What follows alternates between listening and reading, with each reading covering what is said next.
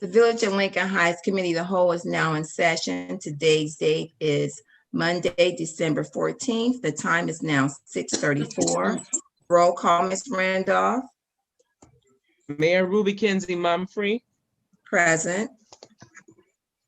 Vice Mayor Jeannie Stinson, Present. Councilwoman Phyllis Baber,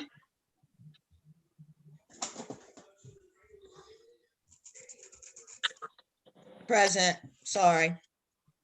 Councilwoman Linda Childs Jeter, Present. Councilman Durance Daniels, Present.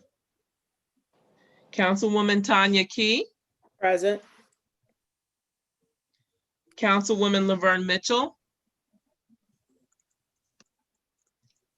We have 6 who are present, 1 who is absent. We do have a quorum, Mayor. I Okay. can't see anybody. Okay.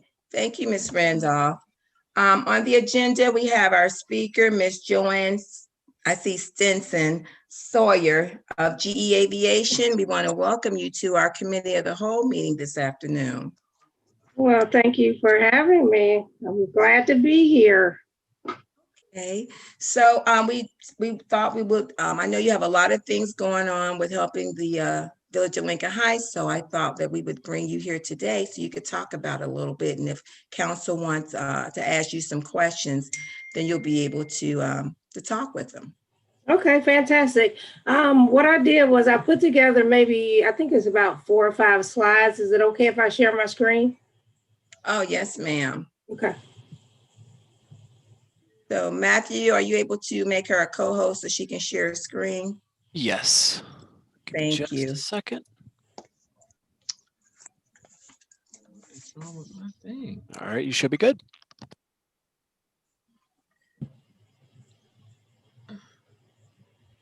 And let me know if you guys can see my screen yet.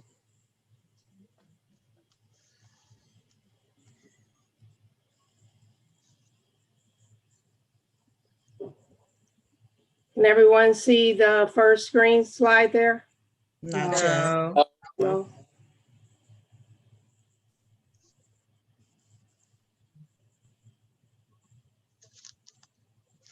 Matthew, do I need to do anything different? Did you just share screen? Yeah, did you hit the share screen and then you clicked Yeah. on what you wanted to share? I did. It has the box around it as if it's sharing, but maybe it's not working tonight. Okay, let me, I can call someone real quick to find out. No, I You sure? can talk through it. Okay. It's okay. It's okay. I can talk through it. I just wanted to share some of the activities that we've been doing in the village. First of all, I want to thank you guys for having me here tonight. My name is Joanne Stinson Sawyer, so I have to get with Jeannie and find out, you know, if we have any type of relations there, because that's my maiden name. I've been with GE for 20 plus years. My daytime role is GE's corporate event planner. And I'm also on their community service fund board, which manages all of their community service agencies and take out their donations and visit them to make sure that they're doing everything they're supposed to do with the GE donations. So I've been on the board for 17 years now. And I arrived on this particular project I would say right after the unfortunate murder of George Floyd and also the unfortunate situation with Breonna Taylor. That was back in May of this year.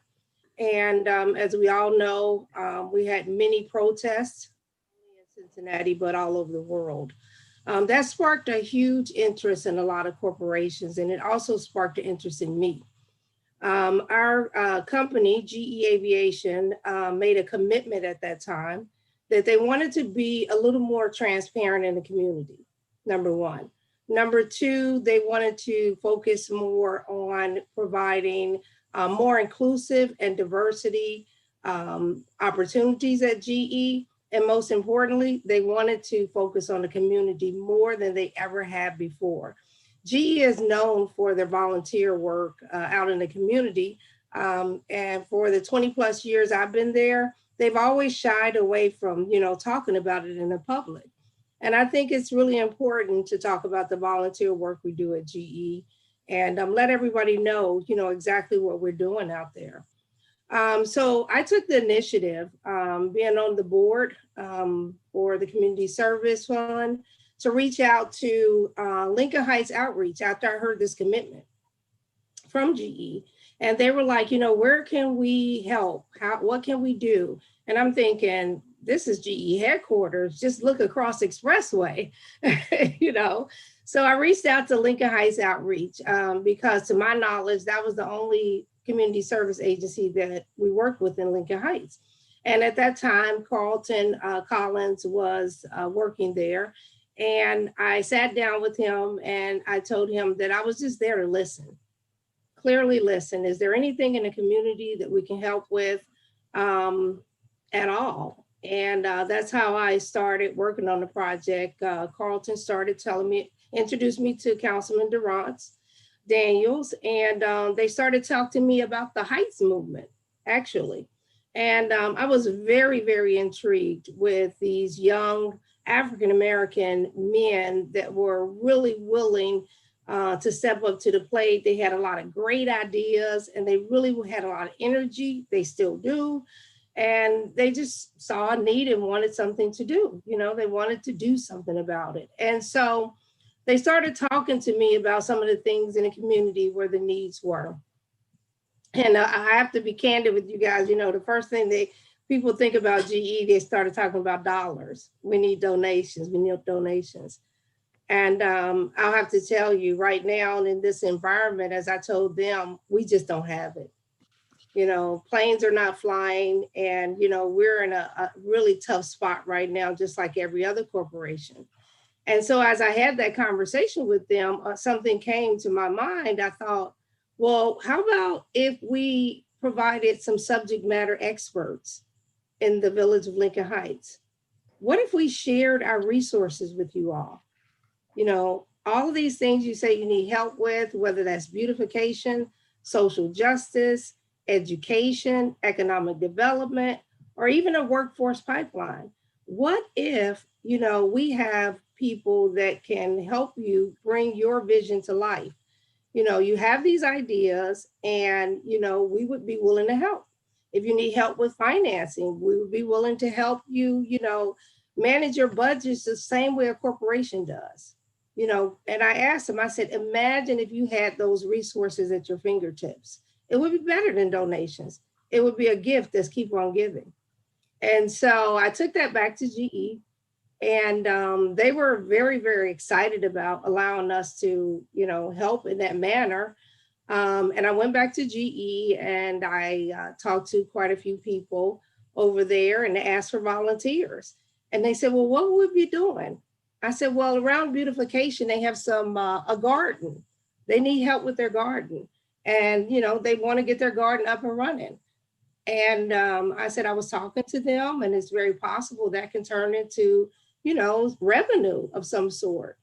What if we help them with a project plan for that garden to take them from beginning to end? I said, first of all, we have to go over and listen. Lincoln Heights wants to be heard. And I said, around social justice, I asked my colleagues, I said, when you go into the doors of GE, sometimes you might hear a sound that sounds like a car backfiring. And they said, yeah, we do. We hear it all the time. I said, well, it's not a car. It's a gun range in the middle of a community. And they had no idea it was a gun range.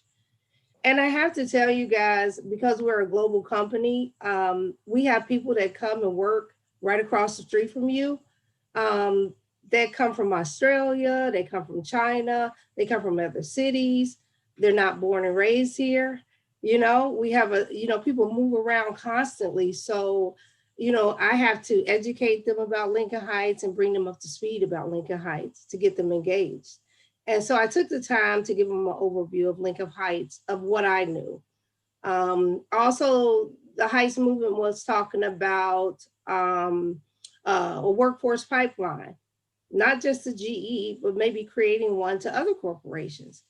And so they had all these ideas, and I'm like, guys, you know, we have to like slow down and really put a plan together and think about it. Now, mind you, this was back in July. And so what we did was we put together teams on all these different programs and started bi-weekly virtual calls. And when I say we, it's a group of GE volunteers, and it's a group of people from the Heights movement. And the first thing we asked them was, is this what the residents of Lincoln Heights want? Because that's who our customer is.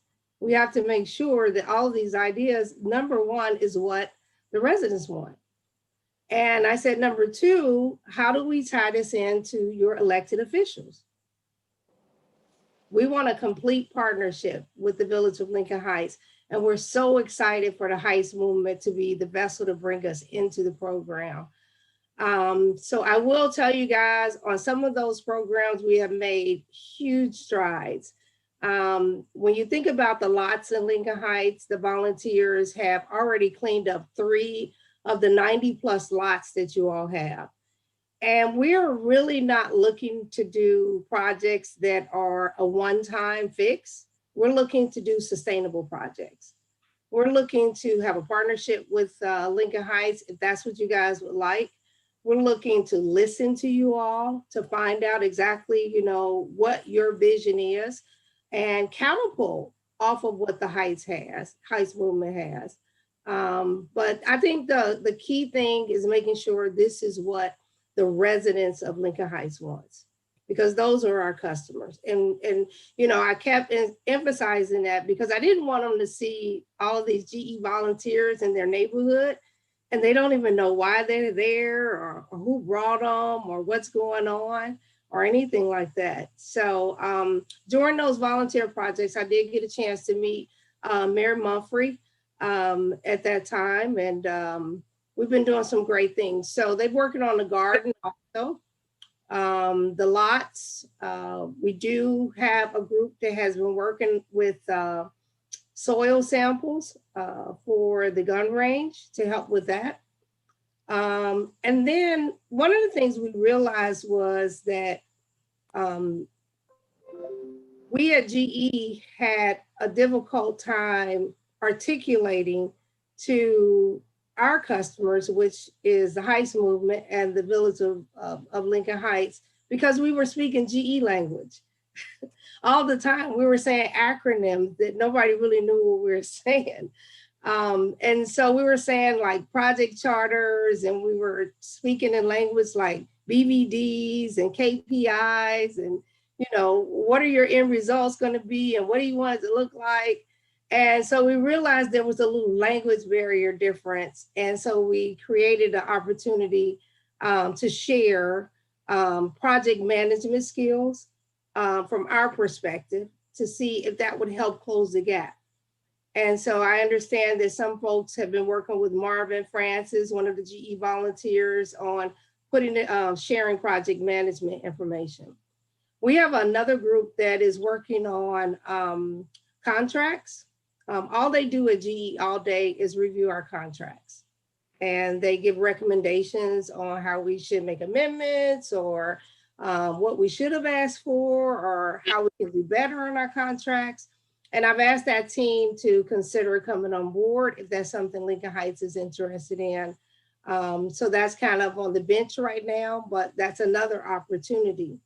We have a group in our finance department where on all of these projects, if there's funding needed, they are putting together budgets and assisting in any kind of way they can to document the budgets and make sure that these projects get over the goal line. And in conclusion, just to close out for 2020, I'll let you guys know that there's a lot of awareness at GE about Lincoln Heights right now. And I'm very, very proud about that. I actually just won an award last week. GE gives out 15 awards around the world, only 15 every year for volunteer events. I won one, and another volunteer on the Lincoln Heights project won an award for beautification for their work at the garden and their documentation of what their plans are to sustain that garden. What that does is bring awareness to your community, to GE Aviation, and it's very, very exciting. We're looking for a multi-year partnership. We really are, if you guys will have us. And we understand that we can't be the end all and the be all. So we will be looking for other corporate partners to come in to assist if that's something that you want as well. Because another company might have skills that GE doesn't have. They gave us a long list of things that they needed help with, and we did have to say no to a few of them. It's just not, under our umbrella. So we do want to bring in other partners to make this a true corporate community partnership. So we did win those awards. That's great awareness over at GE. Our focus is trying to provide you guys with our time and our talent. And if we can provide you with any of the attributes that make us a successful company over at GE, that's exactly what we're looking to do. So I'll pause right there and answer any questions anybody might have. Ms. Stinson. Councilman Stinson, you're on mute. Yeah, I was waiting on permission from the person that was leading the meeting. I'm sorry. I'm sorry. Yeah. Oh, that's okay. No I was on disrespect, mute. but she the chair, so I listen to her. Yes, I mean, I listen to you, but No, I was protocol. on mute. I'd already Okay. said, but I noticed I was on mute. I was saying, go ahead, Vice. And I was Okay. like, I'm on mute. Yeah, I have a lot of questions, and yes, it's nice to meet you. Wonderful, wonderful, wonderful. The garden, what garden are you talking about? Councilman Durant, can you tell the street name? Because the Jacksonville Garden? Jackson Street. Jacksonville. Okay, Jacksonville. Football, that's what I love. Anyhow, I just want to make sure we clean on everything that we do. Do you understand what I'm saying? I want to make sure that we're not just working on stuff that we don't have no business working on. And also, I'd like to invite you to our January 5th Lincoln Heights Day celebration planning meeting. And then I'll ask the rest of the questions that I have. Thank you. Okay, and I'll just answer that one really quickly. We are really tight and concerned about the compliance, anything that our volunteers are working on. We are in the process of making sure that we have a compliance checklist on both sides to cover GE and also to cover the village. That compliance checklist will say, number one, is this property owned by the village? Have you guys approved for us to be on that property? Because you are our customers. And it's some other things there that we talked to Mayor Mumphrey about as far as the compliance checklist. So I am totally on board with you to make sure that we are doing exactly and taking your lead on this. And that's what I keep telling our GE volunteers. You met our new village manager yet? We have brought the village manager on board. Okay. Well, I'm gonna follow her lead because I think that's why we hired her. So, okay, I'm cool. All right. Anyone else have anything anymore? Okay, Councilwoman Tanya Key. Madam Mayor, thank you. Ms. Stinson Sawyer, we want to appreciate you for taking the time to give some time to the Village of Lincoln Heights. We are appreciative of GE's partnership down through the years and working with some of our other nonprofit organizations, meaning the Healthcare Connection, as well as the elementary school. So we do recognize the work that you guys are doing in the village. You've done a lot of work previous with some other beautification projects as well. So we do appreciate the continued partnership. I think Ms. Stinson had already kind of led to where our direction from council is, and that's from our village manager. We also would, and also, I'm sorry, I failed to mention the Heights movement. We appreciate your working with them as well. But we also want to, through the village manager, we'll maybe invite you to some of our economic development meetings as well to talk about economic development. I believe you brought that up, and looking at some other pieces. So we do appreciate you being in the village, but compliance is a real big piece for, I think, all of us. And so we want to make sure that what we're doing is in order, and so that we don't have any miscommunication. So we do appreciate you guys taking that lead and saying, we understand your compliance is huge in GE, and understanding what ours is as well. So we look forward to working with you in the future. Excellent, thank you. Yes, I talked to the village manager, and we did talk about her being a pipeline directly to the elected officials. And everything that we are partnering with, she should know about. She should make sure that we're gonna lean on her a lot to make sure that we're in compliance, because GE tends to really, take this train and move forward fast. And I keep telling everybody, this is not a sprint. This is going to be a marathon. We're looking for a multi-year partnership, in nothing like we've ever done before. I have not seen this done anywhere before. A lot of corporations will give donations, but I'm asking my colleagues to give their subject matter expertise in the community. I hope this will be very, very beneficial and a wonderful partnership for the village. Okay. Does any other council member? There you go. Councilwoman Baber. You're muted. It's still on mute.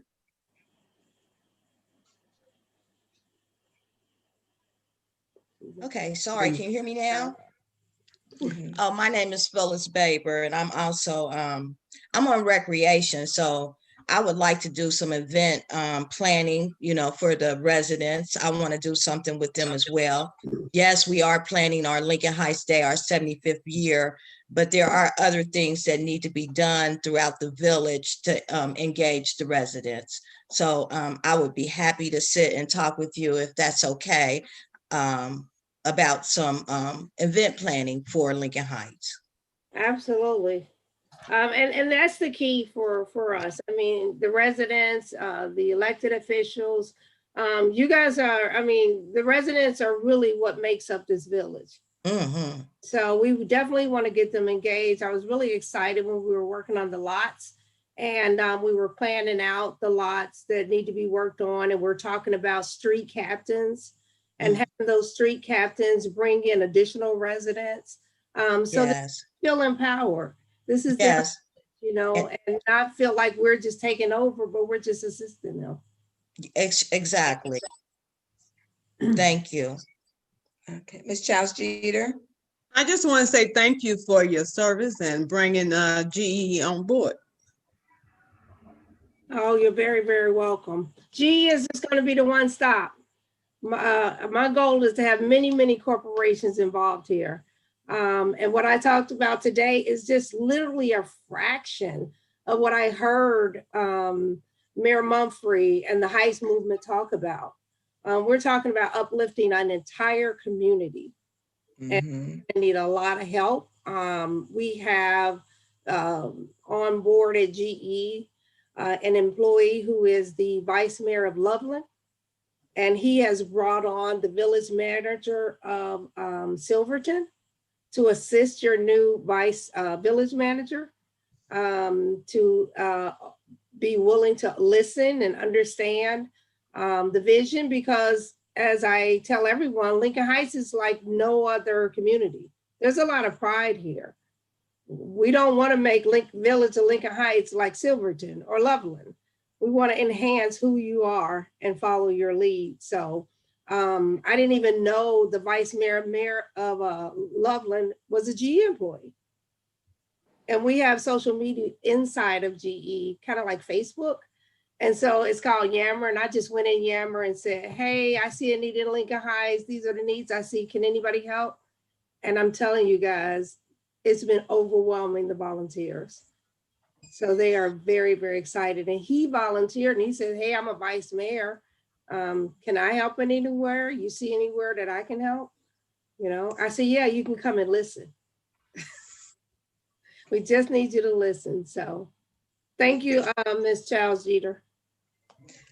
Councilman Daniels, I know you would like to say something since Heights Move has been a big part. we're just humbled by the fact that, you know, Ms. Joanne was able to come on today and speak once again and just give their time and talent. Yeah, once again, I think just like everybody on this call, we're just about uplifting Lincoln Heights. So it's a team effort. So I'm just happy that GE can be a part of the team and that we're blessed to have Ms. Joanne as part of that team. So just hopefully that we can continue to stay moving forward. Yeah, and thank you for your time, Councilman Daniels. I mean, as I said before, we've been working since July, and here it is December. You know, we're coming on board. So we apologize to the residents. We apologize to council for the delay, but there's been a lot of brainstorming and trying to make sure that we, you know, had it together to present the idea to the council. So we're very thankful, Councilman Daniels, for bi-weekly meetings. I mean, you've been on calls and you've been out in the village really helping our volunteers. And I'm excited to work with all of the council on various projects. So thank you for having me. Ms. Powdrill, did you want to say anything? Yes, I do. I am excited about the opportunity and the partnership. I think this is going to be a unique experience for Lincoln Heights, and one that can really help move the community forward and the council forward and me in terms of all of those big items that you guys gave me last week in the Economic Development Committee. So I'm excited. Joanne and I have already spoken about some ways that I think that she can help specifically me in doing the work in the village. And she was very receptive of that. Even working with Councilman Daniels on trying to get, for lack of a better word, a playbook for when volunteers come into Lincoln Heights, as well as what is the protocol that you all spoke about before, protocol for individuals who are already in the community. And so we're very close on that. I sent Councilman Daniels something that some work that I found that I think would be very useful for us to use as our template as we do the work around cleaning up the lots in Lincoln Heights. So, and that's just like Joanne said, just a smidget. I'm a visionary person, and I just think that this can just really go a lot of places and be very fruitful for Lincoln Heights. So I'm excited as well. Thank you, Joanne. You're welcome. You're welcome. Again, as I tell the volunteers, I had no idea what I was getting into. I just listened, I heard, and I took it back.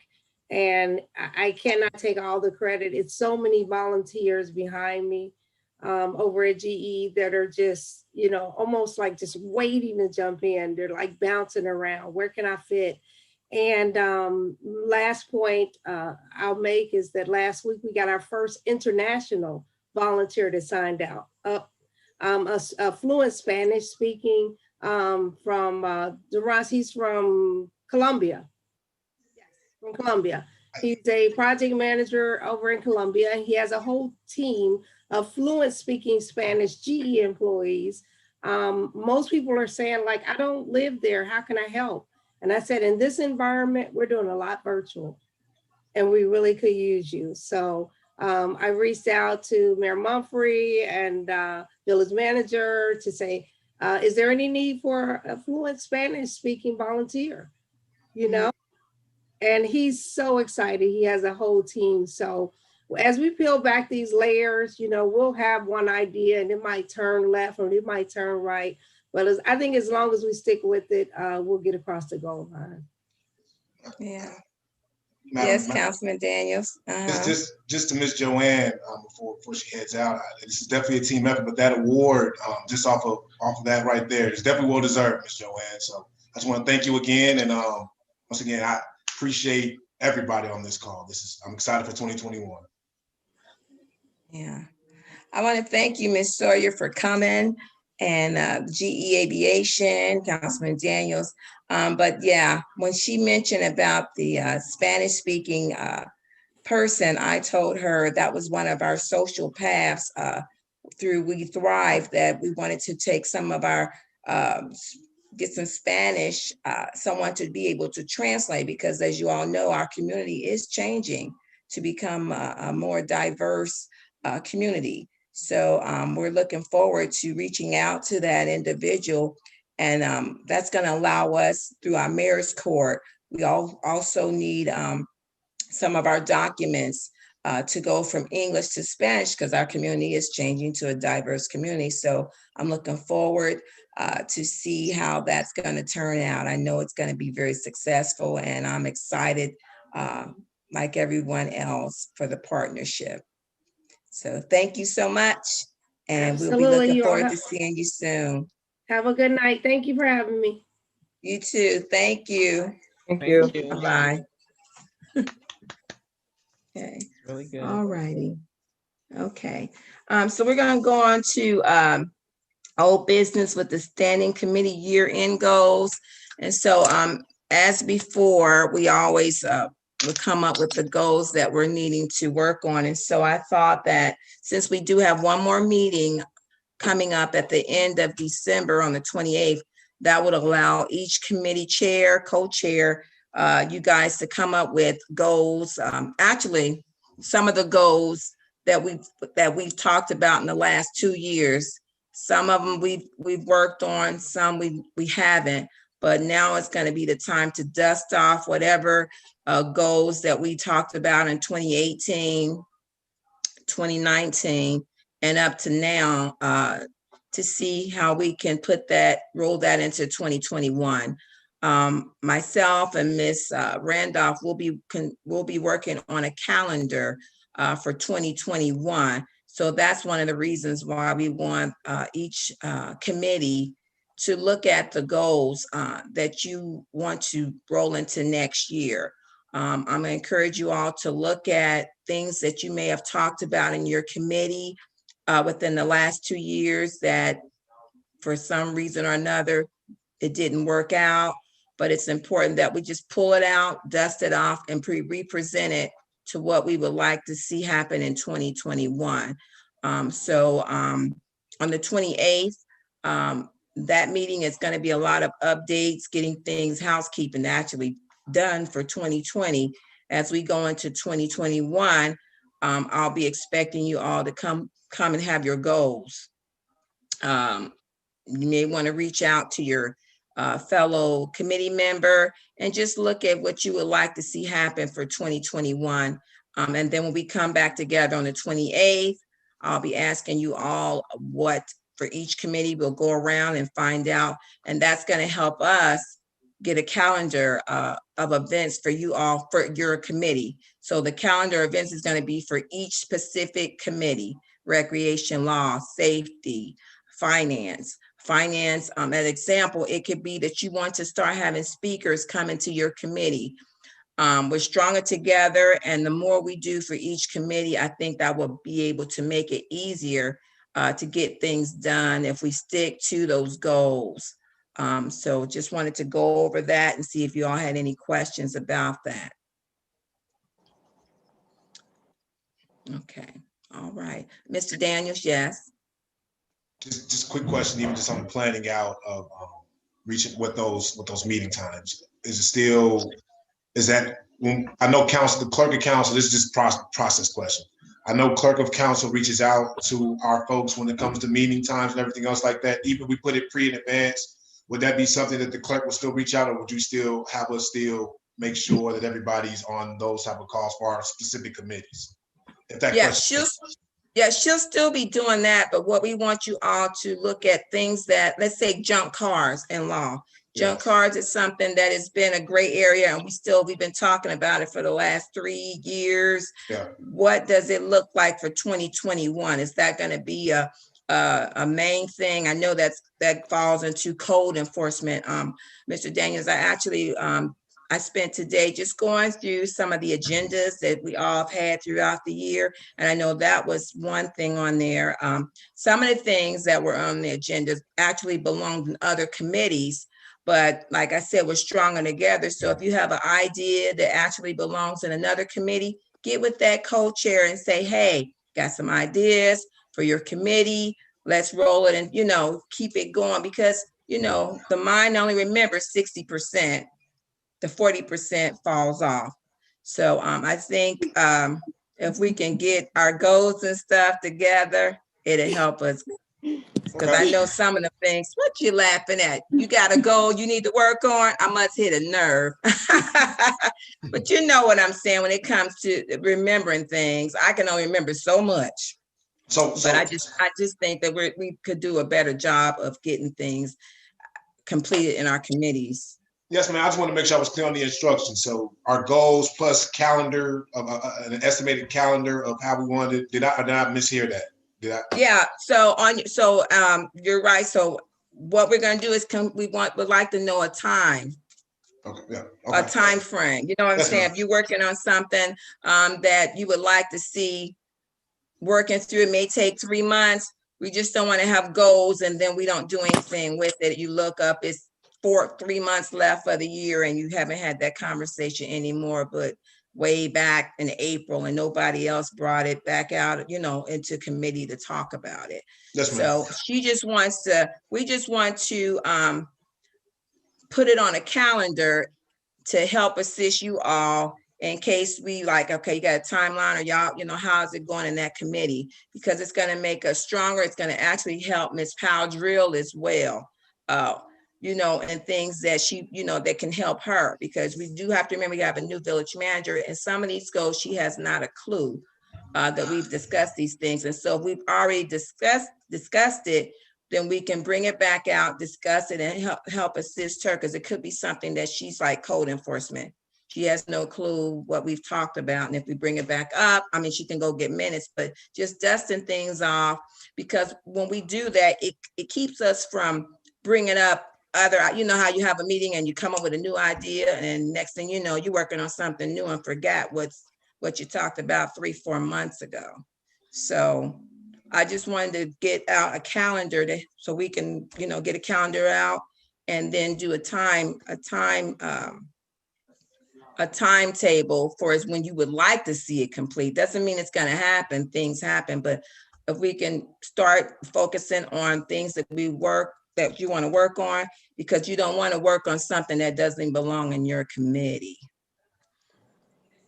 Okay. So that's it. Vice Mayor, Ms. Baber, Ms. Key, any comments on goals or anything? You cool with it? Okay. All right. Madam Mayor. Yes, ma'am. And I just want to, you know, just to make a note that a lot of some of the things that you guys are putting forth in your committee really levels up to my game plan for 2021. So if we could stay in communication with each other, if your group is safety, that's an easy one. And we talk about now we have the sheriffs.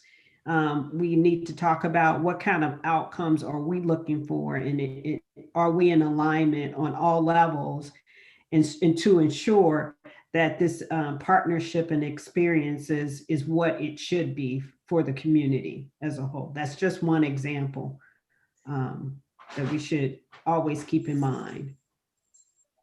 Yeah.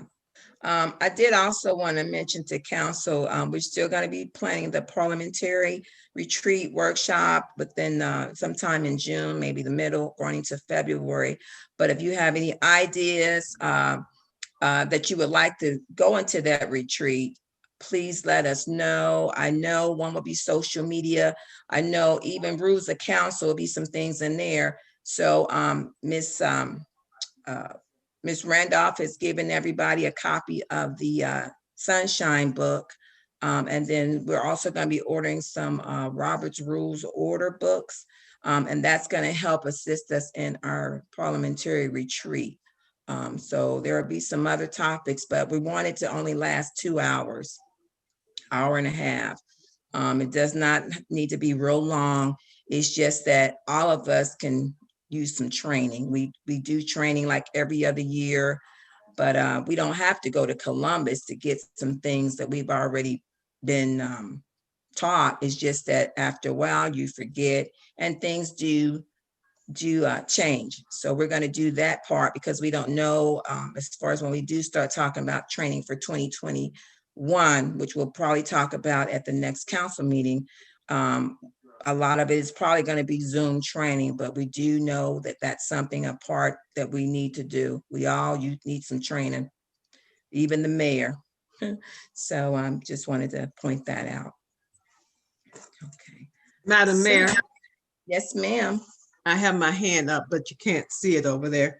Can we get, I know you said February and June, but you meant January and February, January or Oh, February. that's what I said. I'm sorry. Yeah.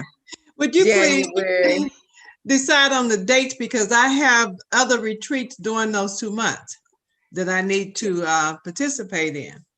So I'll have the dates for you by the next council meeting, the 28th. But if you have those dates that you know already, can you let me know so I don't schedule them? yes, But they'll be coming out. Yeah, that's what I was meaning about. But I know we're going to do a lot of housekeeping that last meeting, things that we need to fine tune, budget, finishing up that.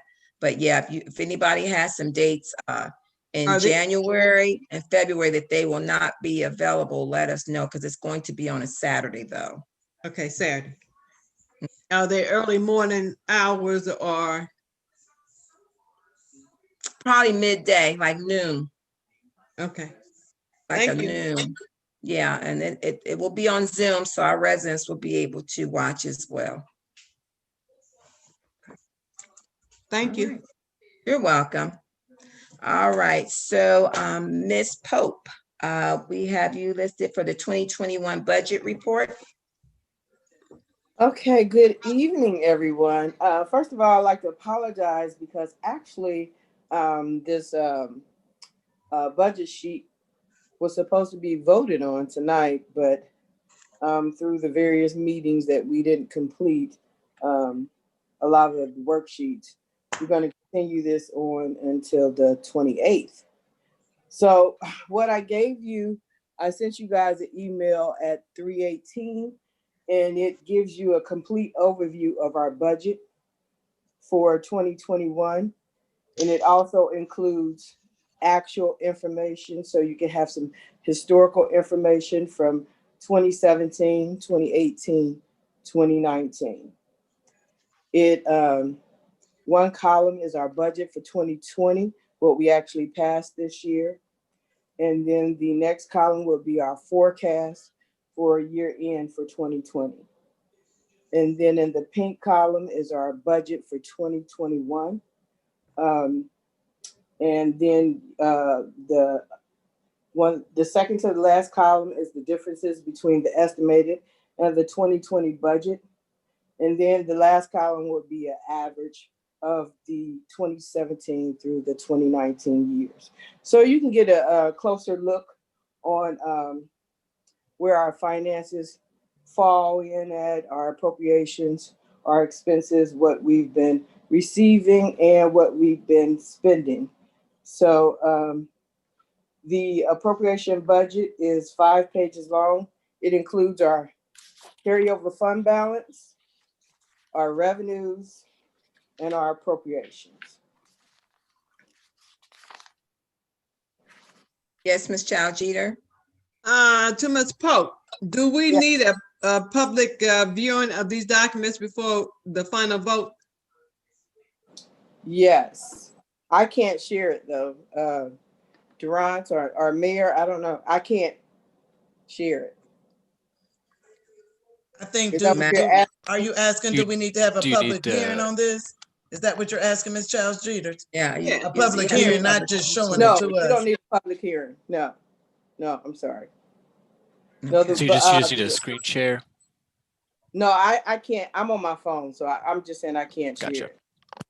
So this does not have to be shown to the public, not just tonight, but at any other time.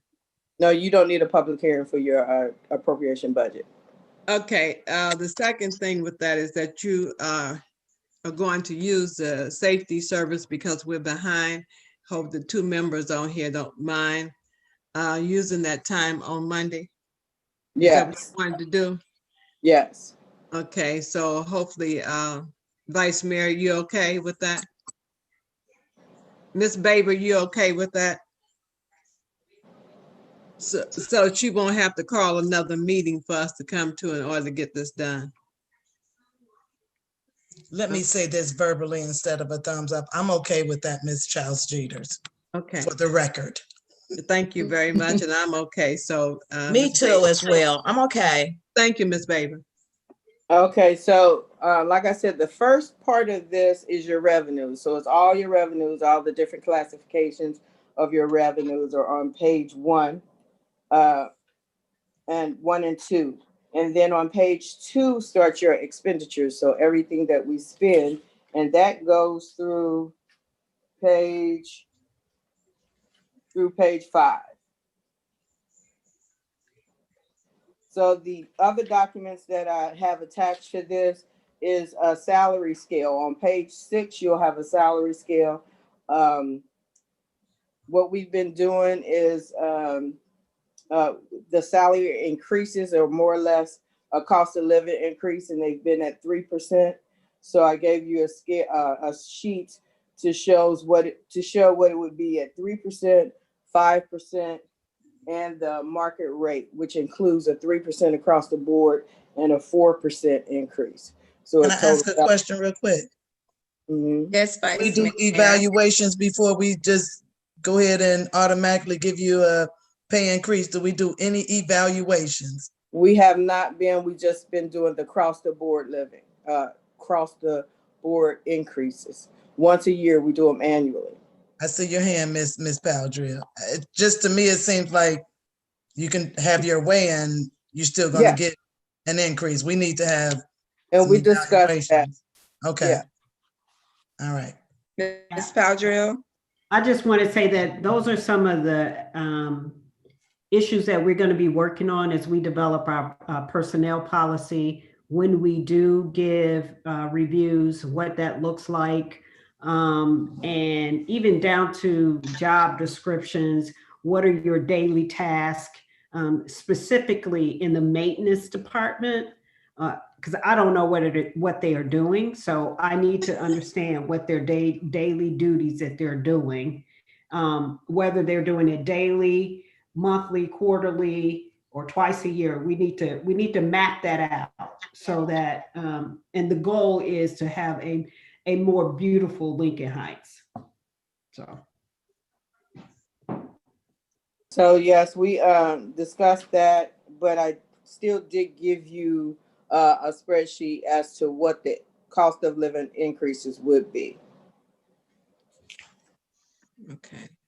On page, Okay, good. on page, is somebody saying something?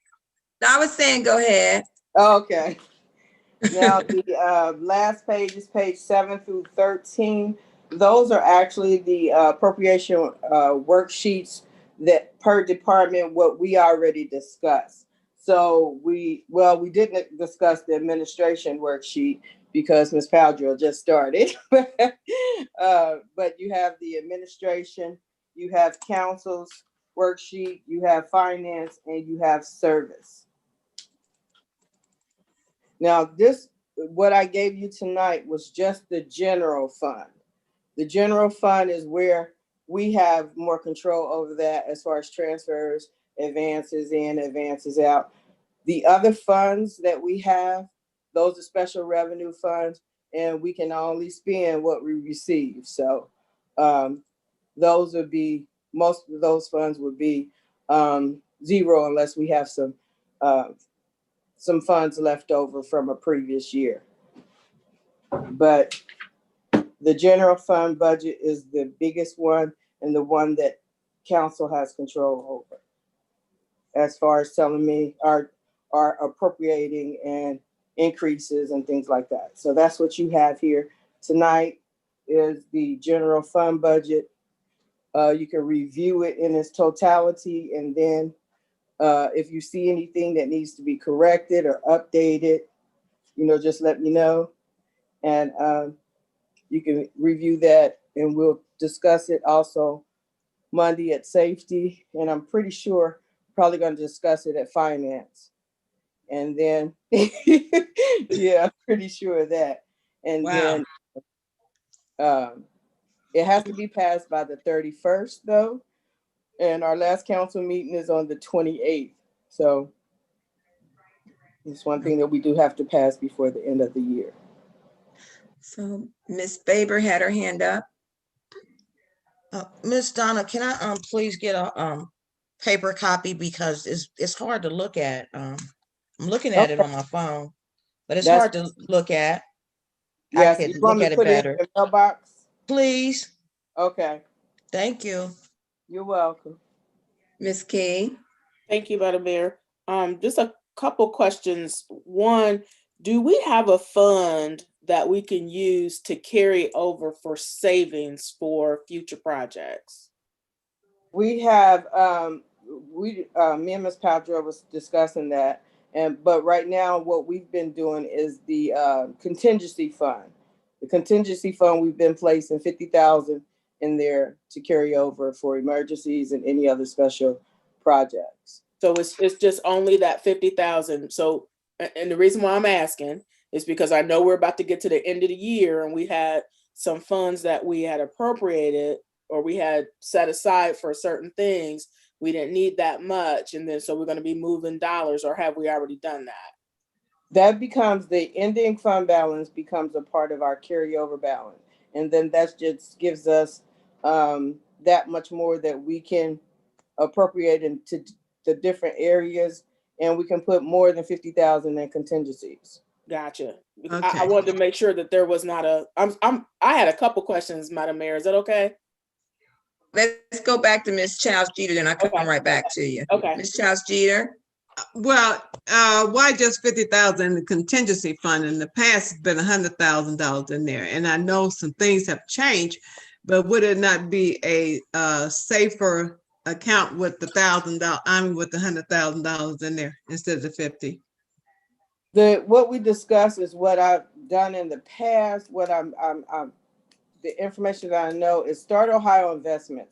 We can set aside money in that, but that's a whole different bank, and that's a whole different amount, and it has different requirements to for us to open up an account, and it becomes our more or less our savings account, our rainy day fund account.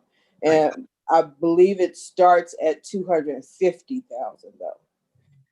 Now the one that we have in our contingency fund, that's more or less for our. Uh-oh. Uh-oh. Lost her. Yeah. I think we lost her. Her dead. Ms. Powdrell hand up. Maybe she can answer. Ms. Powdrell, we'll let you chime in till she gets back in. Well, okay, I was gonna defer back to Councilwoman Key, but I'm sure your questions are related to something Donna you would have to ask Donna. But again, this is another example where we need to create a strategy for finance, okay? We need to have some guidelines on what is our strategy for the future and for sustainability. We have how are we investing our money if we need to invest in according to the state? How much do we carry in an account? Do we take a percentage of some line item to reserve? So those are some of the things that we have to come back to council and create. These are our standards. And this is why we're doing this, and give you an explanation of how we are managing the whole financing. And Donna and I have talked about this, and even reaching out to Silverton with Tom Carroll to assist us in doing some things possibly differently, but better, in the best interest of Lincoln Heights. Hey, sorry, I had a phone call coming in and it cut me out of Zoom.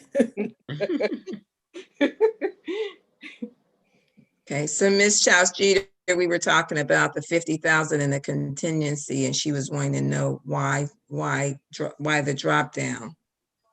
Well, last year we only had 50,000. So previously in contingency, I think the year before that, 18, it might have been 75,000, but maybe it was 100,000, but that was for the lawsuits. So Right. It was, yeah. Yeah, we placed a certain amount in there for the lawsuits. So Okay. last year and this year was 50,000. Okay. Yes, Ms. Key?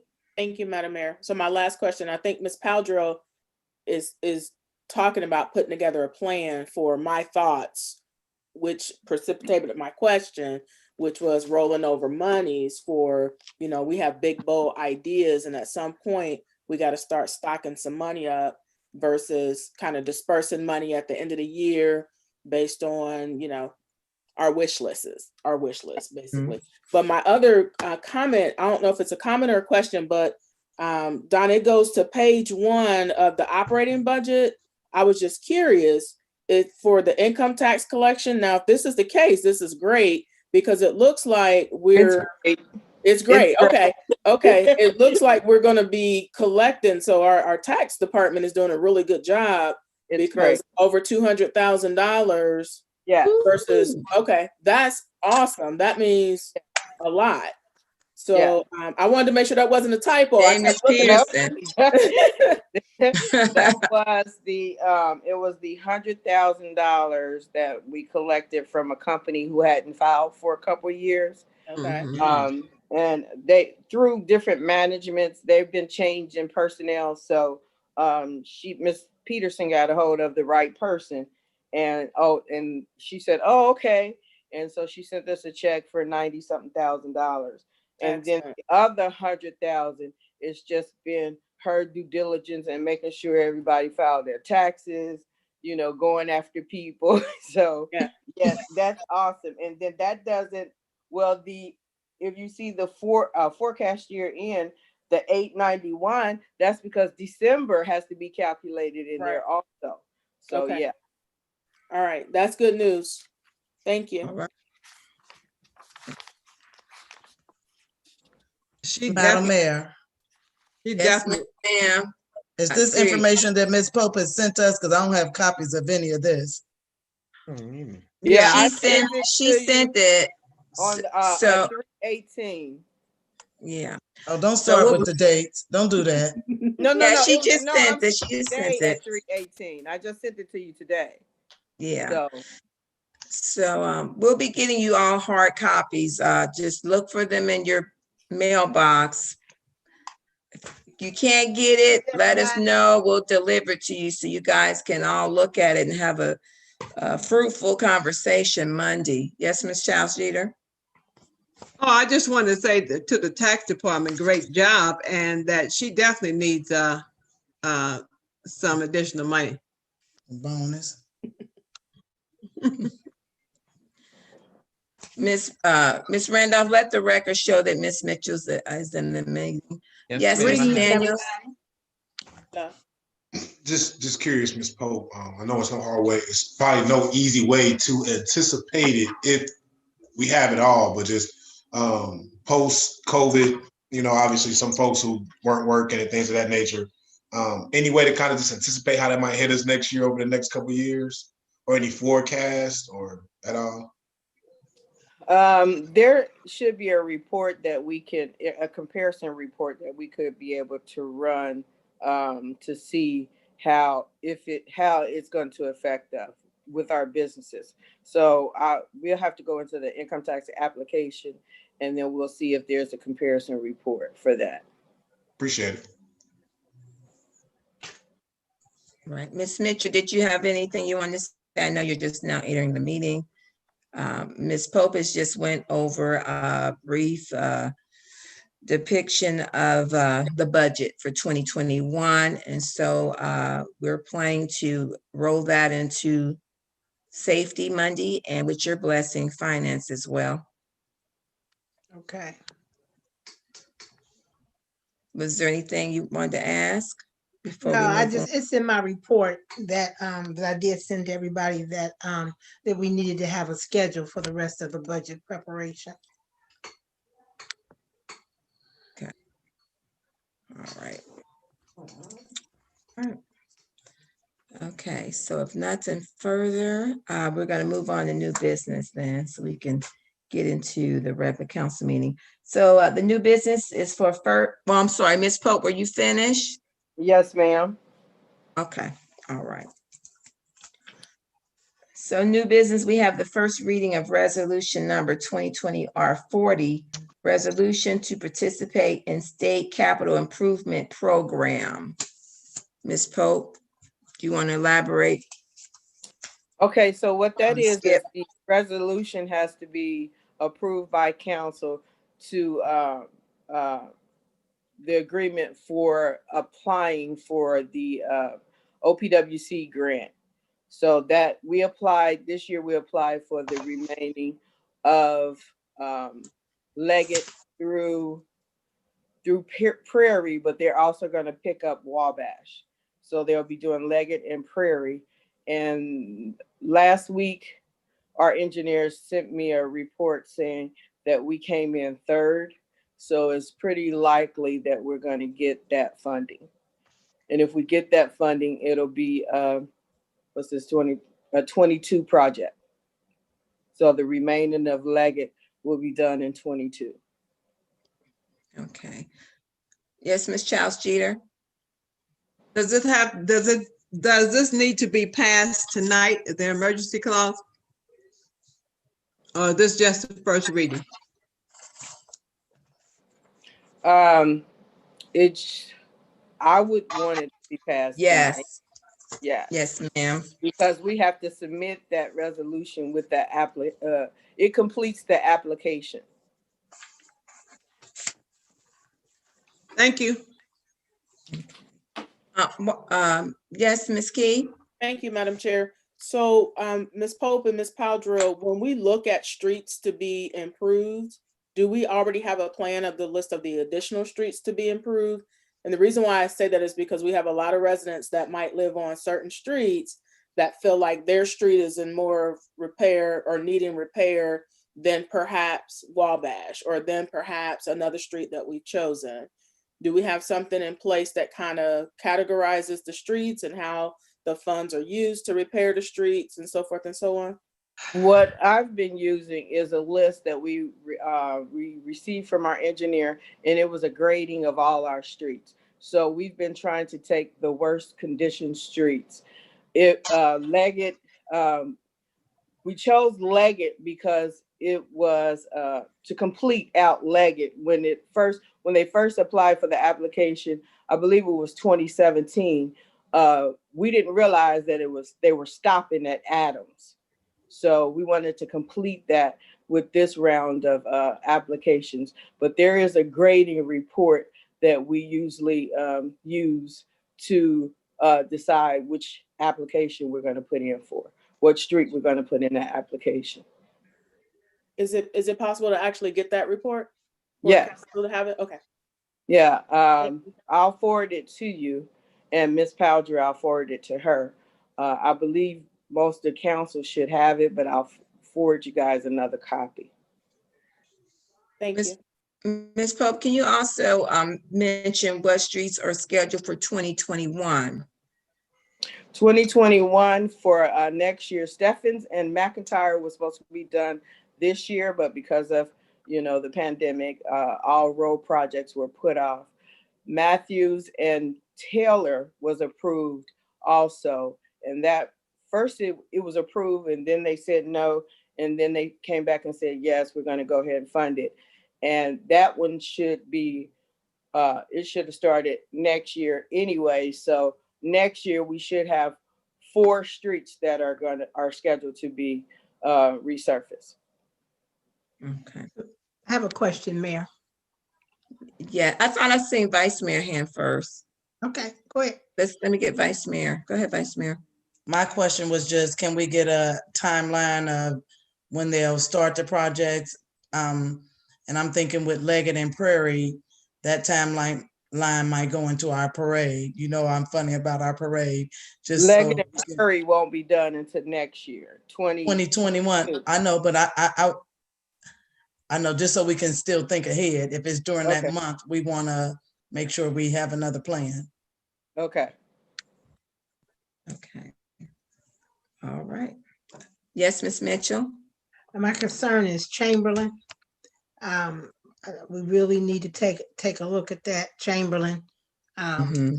I mean, you know, some streets may, even though we have a schedule, some streets may deteriorate worse by the time we get to the street that we're going to do.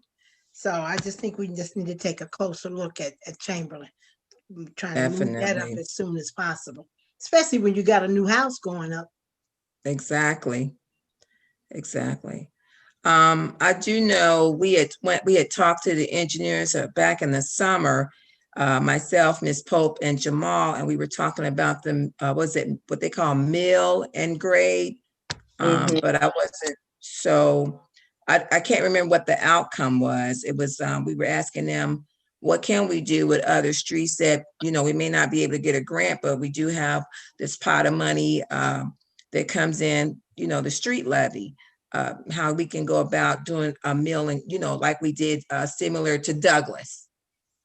But Mayor, when you say, and I'm sorry, when you say street level, do you mean the infrastructure? yes, Oh, okay.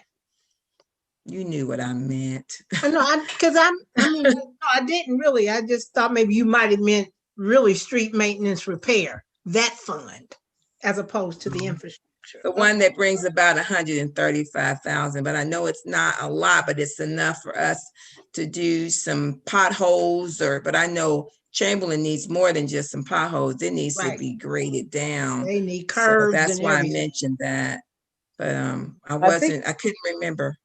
I couldn't remember what the outcome was because we did talk to the engineer to try to see how we could do a street similar to how we did Douglas. That was done in one day. Not forget Simmons. Yes, and Simmons as well. Who's next? Councilman Daniels? I'm sorry, Ms. Baby was first, and I can go after Ms. Baber. Her hand was up first, and I'll go after Ms. Baber. Okay, Ms. Baber. I just wanted to mention Bird right there, past Leggett. If you're going, I guess I would be going north towards Wayne. Bird is pretty bad as well. Okay. Mr. Daniels. This strategy-wise, as we think about our streets as well, and you know, per what Ms. Joanne said before, when we talk about planning, these are also things I think we can also, you know, engineers, a lot of engineers at across the street as well. So just when we talk about our street maintenance, there might be someone over there that might be able to assist us, even maybe in things of being more efficient or thinking outside the box. So just something to put out there as you have those conversations, Ms. Powdrill and Madam Mayor, you're having those conversations, just think about, you know, street maintenance as a way as well too. So.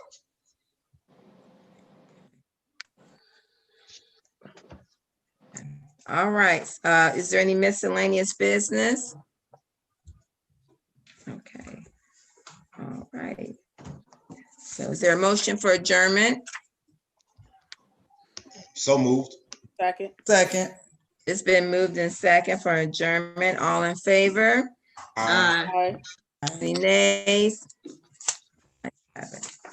Okay, we're gonna go straight into the regular council meeting then. Yes, indeed.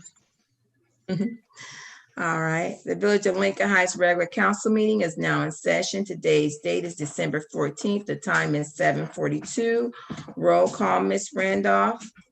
Mayor Ruby Kenzie Mumfree. Present. Vice Mayor Jeannie Stinson. Present. Councilwoman Phyllis Baber. Present. Councilwoman Linda Childs Jeter. Present. Councilman Durant Daniels. Councilwoman Tanya Key. Present. Councilwoman Laverne Mitchell. Present. We have 7 who are present, Mayor. We do have a quorum. Ms. Mitchell, could you honor us with a prayer? Certainly. Thank you. Heavenly Father, we thank you for this day. We thank you for all the mercy, blessing, and grace you have afforded us. Lord, we want to thank you for bringing us through the COVID-19 in our community. Heavenly Father, we want to thank you for the funds that allow us to keep our community safe.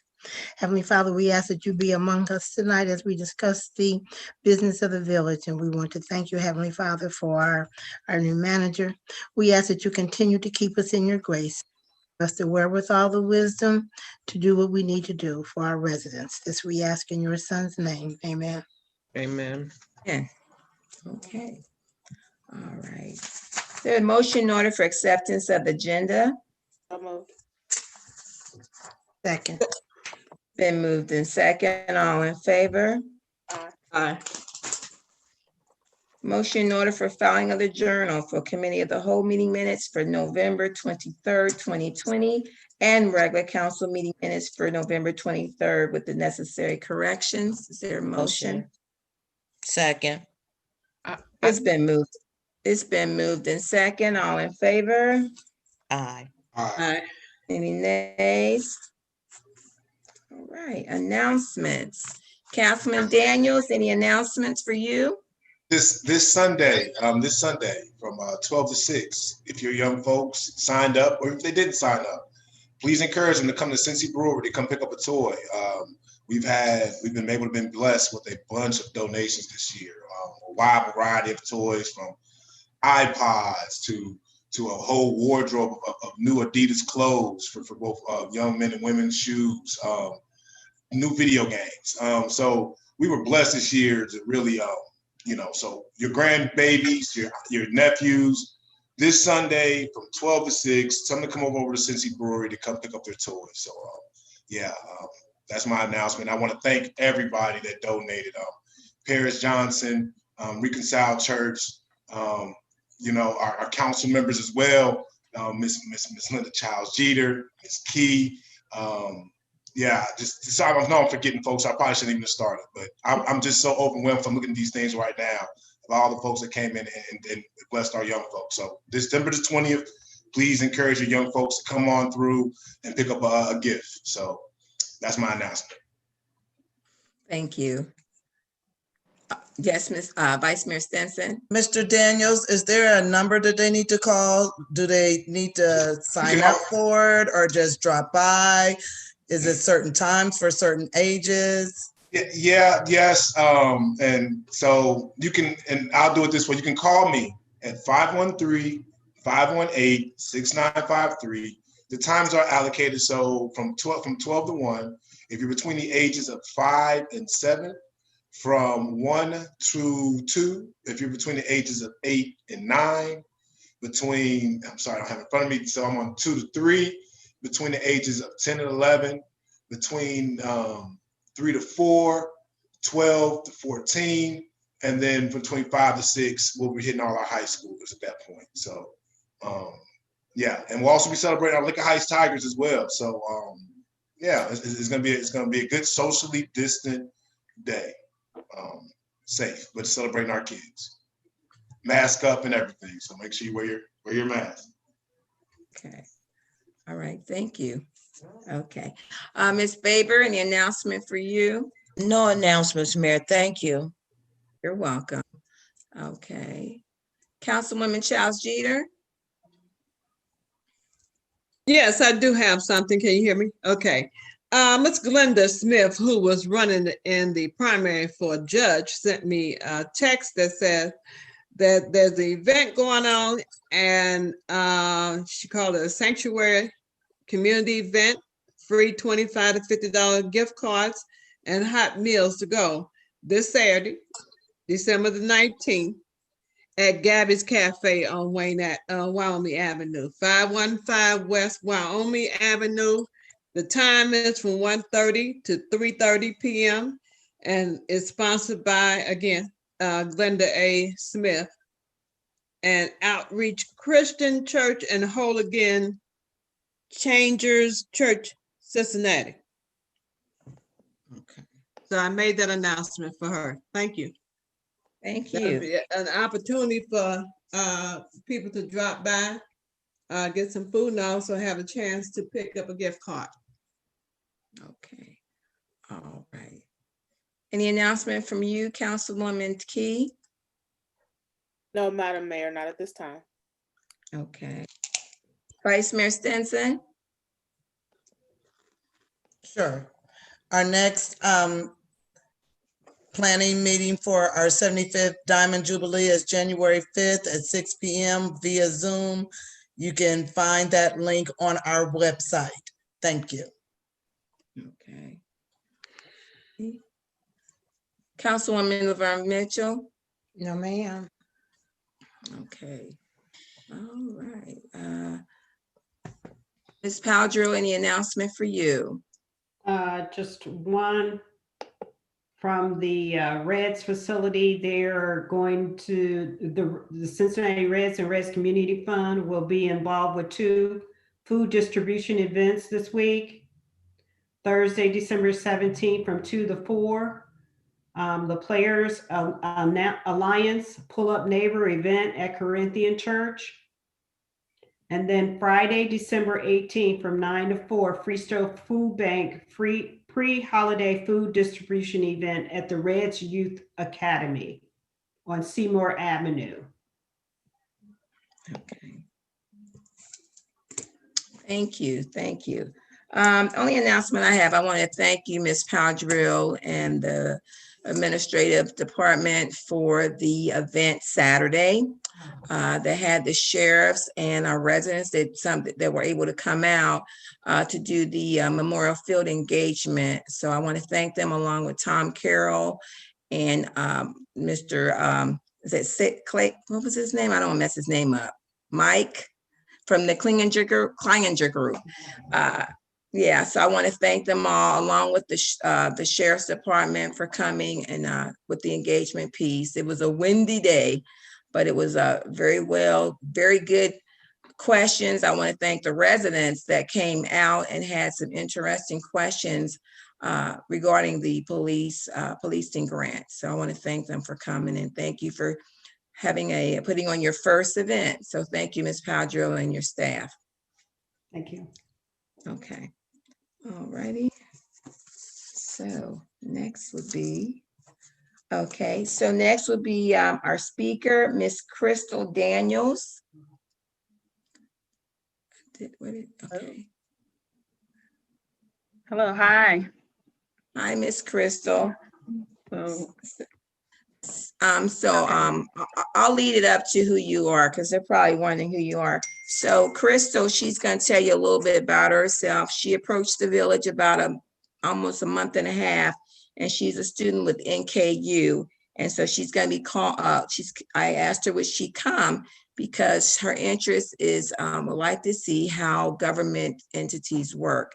And so I asked her to come and speak with council and to see how councils operate, and I was thankful that she chose Lincoln Heights. So Crystal, the rest is up to you. Okay, hello, thank you, everyone. I'm not certain why the camera is not working, but it's ready to go. So if the host can probably do some technical things, I'm ready to be recorded. So, well, thank you all for allowing me the opportunity to be here. Like she said, my name is Crystal Daniels. I am currently a student, and I'm pursuing my master's in public administration. And so I'm passionate about working with a community and learning. Right now, I have history working events, and this could be events far as like seminars or panels, things of that nature. And they were typically events that were held maybe like over a weekend, a week, things of that nature. But now I love to learn about the day-to-day operation logistics of a village, of a city. So a little bit about myself. I am from Cincinnati native, born and raised, graduated first from Cincinnati Public Schools. I attended an HBCU, majored in communications, and now I'm at the point where I'm evolving my career. I currently work for the federal government. And in addition to that, I sub for the school district. And so I have not been subbing this year because of COVID, but so I'm just with the federal government right now.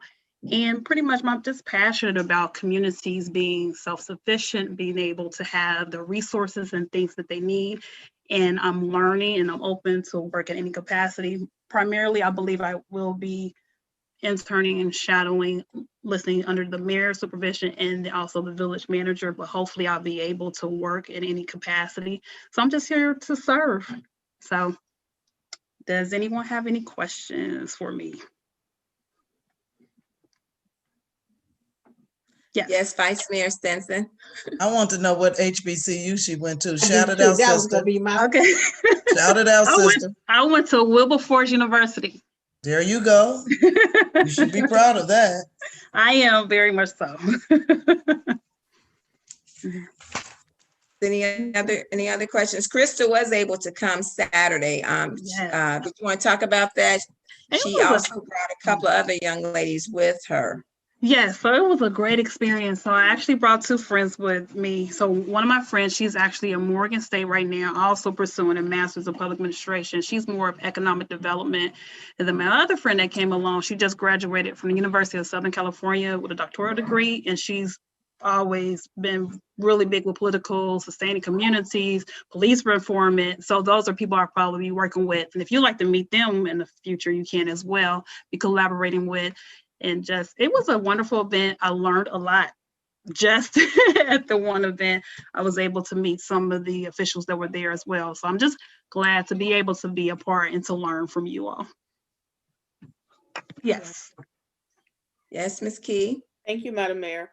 Thank you, Ms. Daniels, for choosing our community to wanting to shadow and learn from. We appreciate that. That means a lot to us. I would love to see you perhaps get engaged with some of our young ladies in the community as well, encouraging them with HBCU options, as well as community engagement, as well as giving back to the government of your local neighborhood. So it would be nice to see you working in that capacity. I did see you. I didn't know who you were, so I apologize, but I did see you young ladies. It was definitely magic to see young ladies having an interest in public administration. So we appreciate you for your work. So thank you. That's something I'm very passionate about, the youth. And so I'm not able to sub this year. And that's one thing that we are promoting and encouraging students to consider their futures and things like that. In order way for them to learn, we have to teach them. So definitely, I'm always open to work with younger people or all our populations. So. Ms. Chow-Streeter has a question. Yes. I want to thank Crystal for coming out and bringing the friends with her. Looking forward to doing some great things with you. And Crystal shared that pink and green thing with me, so I'm proud of her. Thank you very much. Appreciate it. All right. Well, great ladies do great things. As the newly elected Vice President. Yes. I agree. Yeah. So thank you, Crystal, for coming. And so Ms. Mitchell, we can hear you. I'm sorry. What can I do? I'm up here with my grandbabies. You know what I'm saying? That's okay. But Crystal, we want to thank you. I think Councilman Daniels has a question for you. Oh no, I just wanted to say thank you as well. Same as Ms. Key. Wish on Saturday we could have, but I'm looking forward to working with you in the future as well. And nice last name. So got to figure out there's something. Thanks. Yes, thank you. So thank you again, Crystal, for coming. For us, it's important that we reach out to young folk. You never know who's in your community that could be an asset. And like you all said, to reach out to other young folk in the community. But thank you so much. Looking forward to hearing from you again. Crystal actually was able to sit in on Mayor's Court. So she's getting an aspect of different aspects of the village. And so I told her I would share her with everyone. Is there a contact? I'm sorry, Madam Mayor. So that's the only thing. She doesn't have to do it in this forum, obviously, but is there some way that we can reach out to her? Just we don't want to obviously overwhelm her. But yes. The information. Yeah. Oh no. We have her information, her email, and if you would like that, then she's okay with her. Ms. Randolph can forward that information to you. That'd be nice. Yeah, I appreciate it. Sounds good. Okay. All right. Thank you. Thank you. Okay. Thank you for coming. Thank you. Okay. All right. We're gonna go right into hearing from the residents. I did not get any information. Ms. Randolph, did we get anything from any residents? Nothing from the residents, Mayor. Thank you. All right, going into the regular agenda is the communications to council. Is there any other communications? Ms. I was just Randolph? gonna make the announcement about the Sunshine Laws book, but we spoke about it in the committee of the whole, so I won't do it again.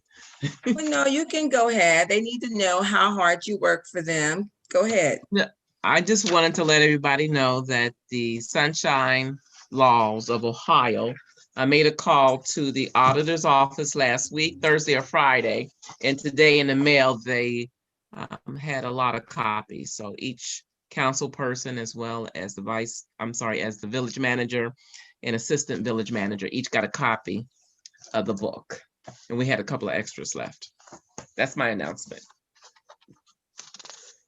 She's also looking to get the Robert's Rules ordered, Yes.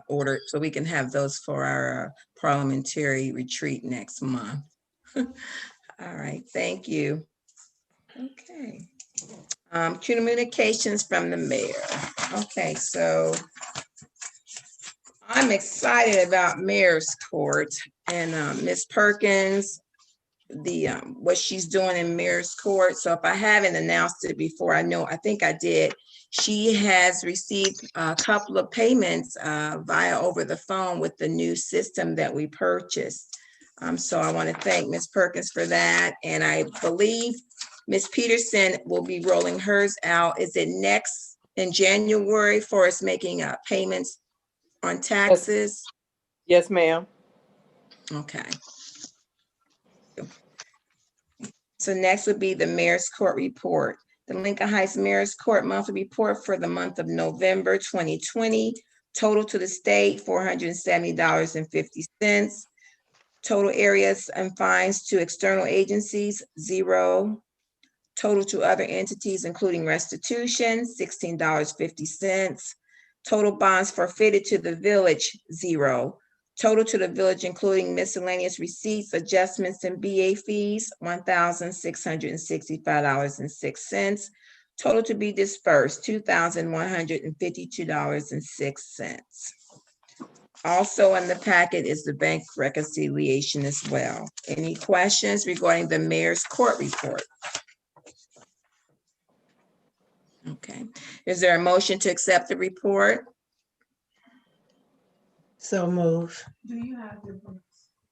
Second. It's been moved in second. All in favor? Aye. I also did want to let you know that next, Madam the Mayor. last, yes, I'm sorry. ma'am. May I be excused for emergency here at my home? Yes, ma'am. Thank you. Okay, all right. So I hope all is well. Okay, I did want to give you all a report that Ms. Peterson, I have asked her to come to the next council meeting since it will be the last one of the year, and she'll be giving us an update on her the tax collections, how they're going to be rolling out into next year. She did have to send a series of letters, and so she'll be able to give us an update as far as the businesses as well. She's going to give us an update on that. There were some businesses that she had to reach out, and she'll be coordinating whatever that are not in compliance. She'll be following that up with Mr. Desai, but she will be coming on the 28th to talk about that in case you all have questions as far as revenue. I do want to applaud her again for the effort she has done, especially when she's collected over $200,000 this year. So we're thankful for that. Yes, Mr. Daniels.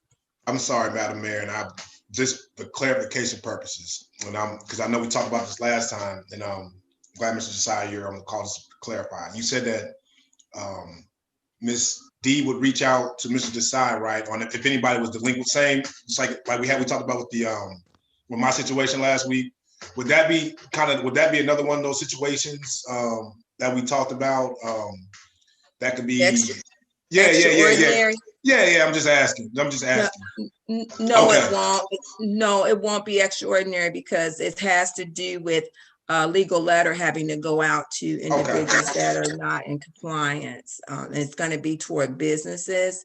So she'll be coming the 28th to let you all guys know what to expect in 2021. Because I But know that Mr. is a Desai- piece, that is a piece that she has to, it does come from the solicitor's office. Okay, cool. Because I know Mr. Desai said anything we could do in-house, let's try to make sure we get those things done. So I didn't know if this is one of those examples, but it looked like it's not, so appreciate it. That's the only reason I was asking.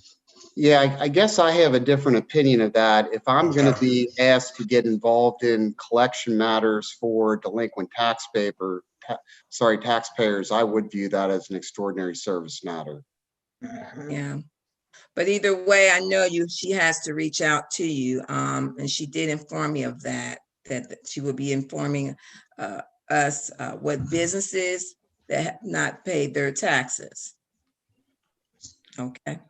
So, I mean, we have to look at, we can't always get around using extraordinary. That's something that has to happen when it comes to businesses not paying their taxes. Okay. Yes, go ahead. Just a legal. Now this is just a legal and a strategy question, man. If that's the case, then Mr. Desai, it's kind of almost like when if we had some of those homes that got demolished or bulldozed on, then doesn't that add on to their billing and things of that nature? Would that kind of be the same situation where now the liability or of that payment now falls upon that taxpayer? So if the taxpayer is delinquent and then extra billing now falls upon your attorneys, your firm, falls upon your firm, then would that now fall back on that taxpayer, or would that fall back on the village? Just out of curiosity, because it seems like those would be similar situations to me. Yeah, so with regard to property that we have to abate a nuisance on, you are correct that generally speaking, one of the requirements of the grant funding is that the costs get liened on the property. Similarly, as you probably have seen in just some of your normal day-to-day lives, you'll see that a lot of the services you engage will say that, if payment's not made when due, you can be liable for collection costs, including reasonable attorney fees. So if the village wanted to have that provision in their tax code, that's something we can look at. It may be there already. I don't know off the top of my head, but it would certainly be something the village could look at to recoup its collection costs in terms of getting these letters out, because you're going to have more than just legal fees. The letters will presumably go out certified mail, return receipt requested, for I don't know how many businesses we're talking about, but there's a cost involved there. To the extent the tax administrator is being asked to work, for example, overtime hours that are not normally budgeted, those would be collection costs that you could seek to codify a right to recoup from the taxpayer. So it's a good point that if the village wants to, it can take a look at either seeing if such provision exists in the tax code, and if not, perhaps entertaining an amendment that would allow those to be added on. Appreciate it. Ms. My pleasure. Poe. Let me make a correction. On the business tax collection for past due businesses, we normally don't go through Mr. Desai. When the delinquent taxes come into play, when we involve Mr. Desai, is council's delinquent taxes. It's not the businesses. The businesses, we just go through all the different processes, and then we actually send it up to the state. And then they become involved as far as our collection agency.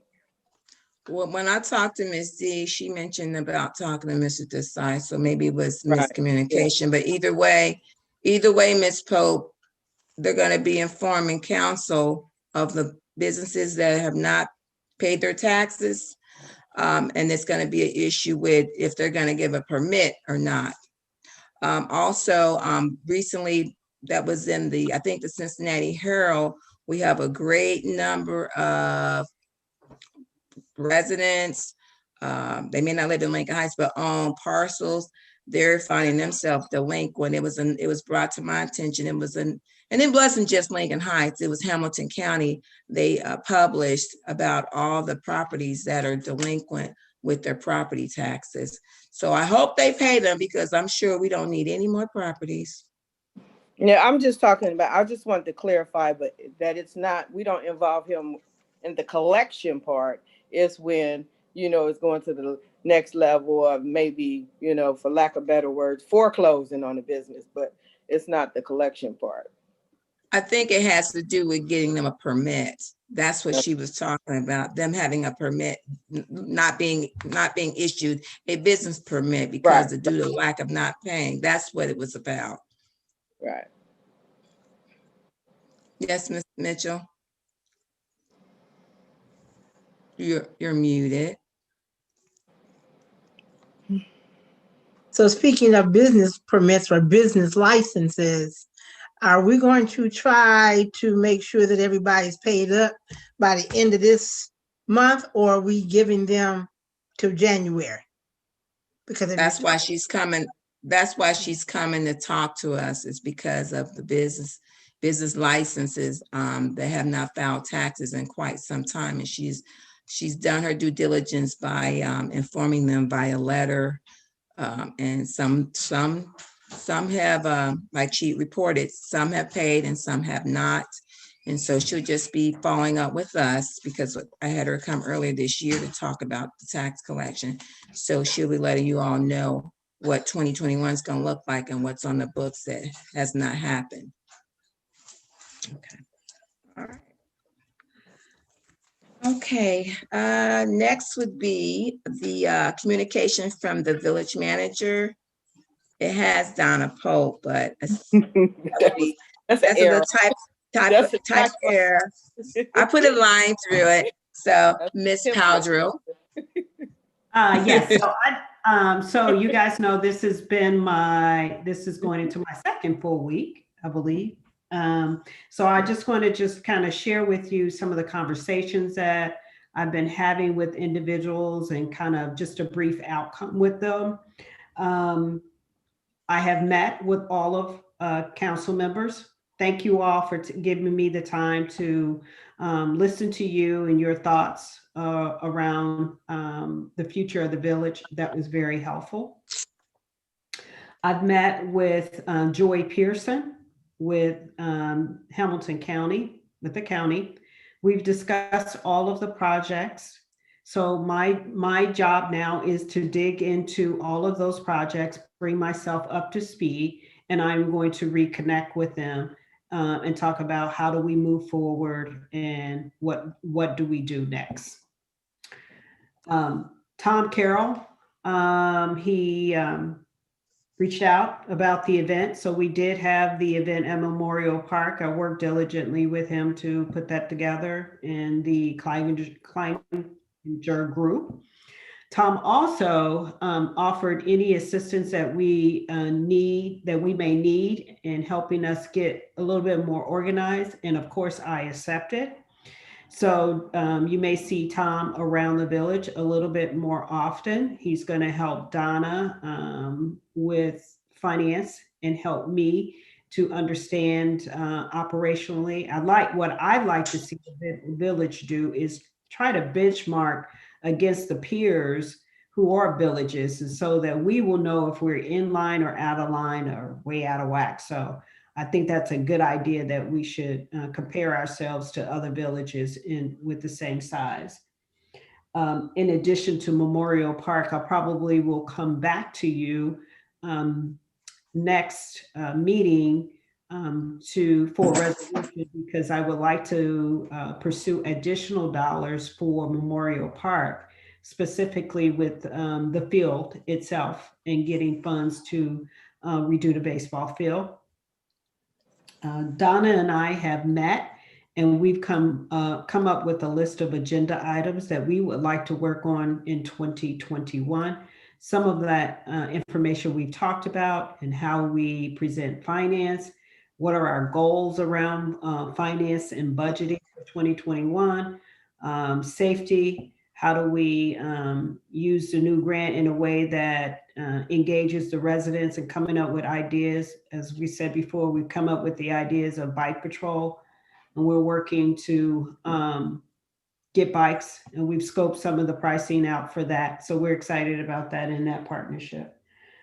And then the last thing that I'll talk about is the engagement with GE. I think that there's a great opportunity. I've had several meetings around project management, as well as with Councilman Daniels around the work that the Heights Group is doing. We're working on creating some processes for that and checklists. So for example, when we do the lot cleanup, we will be well organized and we can welcome our volunteers into the community. I'm reaching out to other individuals to find out ways that we can do some things for beautification in the community. So all of that you will get in a summary of my goals and objectives for 2021. And hopefully they are definitely should be aligned with each committee in terms of we're both tracking towards the same goals. And so we'll have measurements and dates of outcomes. I should be able to give to you a report, let you know the status of where we are in each category, whether we're red, green, or yellow. So that's what I have. Anyone have questions? Vice Mayor Stinson? It's only because I always got to ask a question. Can we get this in writing? Yes. So my goal is to kind of give you something simple, a one pager, so you can see, and then back that up with a report. Yes. Okay. Any other questions from Ms. Padro? Councilman Daniels? Not a question, just a comment. This is for her first event on Saturday. Thought it went real well. So just want to congratulate her for, and you as well, Madam Mayor, on you all event on Saturday. And so just, I know that was a part of your report, but it was just a great job. I just want to mention that as public comments as well. And let me just say that I personally would like to commend the staff, because I just simply said, this is what I wanted, and they ran with it. So kudos to them for coming together and putting that together and using resources outside of the village to make that happen. So I think they did a great job. So thank you, the staff, for who put it together and who showed up as well. Right. Thank you. Anything else for Ms. Padro? Any questions? Okay, is there a motion to accept the communication from Ms. Padro, her report? Yeah, can we make that motion to accept all your report as well, all of the communications? We did. They did mine's already. Oh, I'm sorry, I missed that one. Okay, thank you. You're welcome. So moved for Ms. Padro's report. Second. It's been moved in second. All in favor? Aye. Aye. Okay, ayes have it. All right. All right, that next is committee reports. The Law Committee report from Mr. Daniels is in your packet as well. Yes, ma'am. And we're ready for you. All right. So this is the village the Law Committee meeting from November 2nd, 2020. Members present: Vice Mayor Jeannie Stinson, Mayor Ruby Kinsey Mumphrey, Councilwoman Laverne Mitchell, Councilwoman Linda Childs Jeter, as well as myself, the residents as well.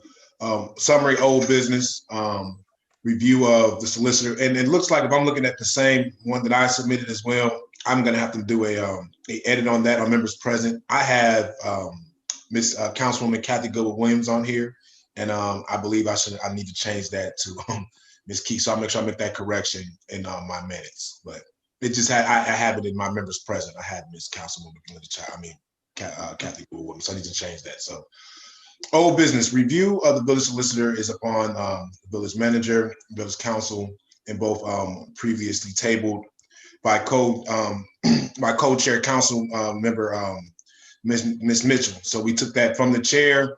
We took that off the table. Once we took that off the table, we discussed regarding the village solicitor's contract. And in fact, that the village solicitor, Big Pop Kasai, received $4,500 in monthly services. And then and his hourly rate is anything extraordinary. So those are the items that we spoke about. The hearing from the residents. Ms. Geneva Clark spoke about the street name after her great aunt, Ms. Ada Mae Shackleford. So I'm sorry if I mispronounced that, who died at the age of 101. Ms. Clark would like to get a street name after her great aunt. And excuse me, I'm sorry. And for example, Miss Eddie Mae Place or Miss Addie Mae Lane. So those are some of the items that we spoke about from hearing from the residents in that aspect. Miscellaneous. We had our corner discussion. Myself, Councilman, myself, the chair, opened up the discussion about complaints receiving loitering and folks standing outside. And was that a breach of contract between the village and our corner? Vice Mayor Stinson stated that she believed that the breach of contract occurred because they never gained right of entry. Councilwoman Linda Childs Jeter commented that she gets complaints regularly about our corner, about both sides of the street were blocking the traffic. And then Lieutenant Bowen commented that he also received complaints about our corner, specifically Chester and Van Buren. And Lieutenant Bowen stated the following: property owners owns houses on Van Buren and Chester Road outside of owning our corner. So that allows people to hang out on the non-business property of his business. Lieutenant Bowen also stated that there's also complaints, when you get complaints from, once again, between Chester and Van Buren, people tend to call that our corner, and that's not necessarily reflective of the business. It's just reflective of the location. He also mentioned that he will discuss Article 8, right of entry onto the property with the prosecutor to make sure that the sheriff will not be violating any law by coming into the property based upon civil agreement. And he also will discuss Section 5, the agreement of a beer garden, and was supposed to be shut down. Lieutenant Bowen also thinks that the owners may still have their liquor license, but the beer garden has not hasn't been shut down, according to Lieutenant Bowen.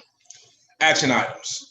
We will bring Mr. Desai to the committee of the whole, which he's already done that, to talk about billing. And we'll have further discussions with our economic committee, as well as our law committee on a street name change for Mrs. Clark. And then we'll also have further discussions on how we can continue to improve loitering on Van Buren and Chester Road. No recommendations. And that is my report for November the 2nd, 2020. Sorry, as we know the phone. Any questions? And I'll make that change, Ms. Lisa, and send that back over to you. Caught that reading. If it is, it's on my phone. Okay. Any questions for Councilman Daniels? Thank you. Okay. Next is Safety Committee report from Ms. Childs Jeter. Hello, Madam Mayor. We met on Monday, November the 16th at 5:37 p.m. via Zoom. All members were present, and you should have that report in front of you. The fire report. Chief Amos Johnson reminded the committee of the need for Lincoln Heights to have a representative as stipulated in ORC. The ORC states a municipality which is using a different fire department for their community service must have a representative who is not the fire chief. Chief Johnson recommended Mr. Dave Brown, to take that position. The Woodline Fire Department responded to 4 fire responses and 4 EMS responses for the village of Lincoln Heights. He also reminded everyone to install or check their carbon, I think that's spelled wrong, dioxide and smoke alarms to make sure batteries are up and working. A GoFundMe page has been set up for the dogs that they hope to use in the firehouse. Police report, Lieutenant Keith Bourne was not present, so there was no report. Miscellaneous Assistant Village Manager Donna Pope discussed the purchase of 2 vehicles and also the speed sign. For the vehicle, part of the sheriff's contract with the village is to purchase 4 cars for village use. The village purchased 2 vehicles on 6/28/2019. We need to purchase 2 more vehicles before the end of the year. The vehicles come with an extended warranty and will be serviced by the Sheriff Department certified garage. Vice Mayor motion, and it was seconded by Linda Childs Jeter to send the council to purchase the 2 cars, 2021 Dodge, I think it's 2020 instead of 2021 Dodge Durango V6 at a cost of $31,926 each. The motion, the vote was taken and it passed. Assistant Village Manager Donna Pope presented 4 speed sign choices for council to select one. The speed sign choices are all mobile and can be mounted to a pole. So we chose one at the cost of $4,000. I'm sorry. At a cost of $2,939. Vote was taken, it passed. And I'm not reading this whole thing, so I'm going through it. Councilwoman Childs Jeter made a motion, second by Vice Mayor Jenny Stinson to adjourn the meeting. Action items. I think I have this in reverse. The action items would be to purchase the 2 vehicles and 1 mobile speed sign. Then the meeting adjourned at 6:23 p.m. So like Councilman Daniels, I too need to make some changes on this paper. And I will send it to Lisa to send it out to everyone. Thank you. Okay. Any questions for Ms. Childs Jeter?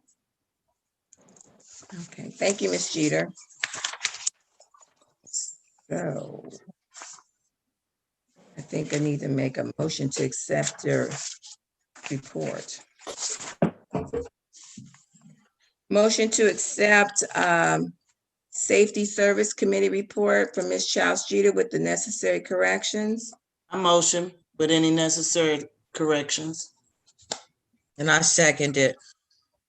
It's been moved in second. All in favor? Aye. Aye. Any nays? Ayes have it. I don't think we did one for Councilman Daniels, so let's go ahead and do that. Motion in order to accept the Law Committee report. So move for acceptance of the Law Committee report with any needed corrections. Is there a I second it. It's been moved in second. All in favor? Aye. Any nays? Ayes have it. Next, we have Ms. Mitchell, Finance Committee report. She sent that via email.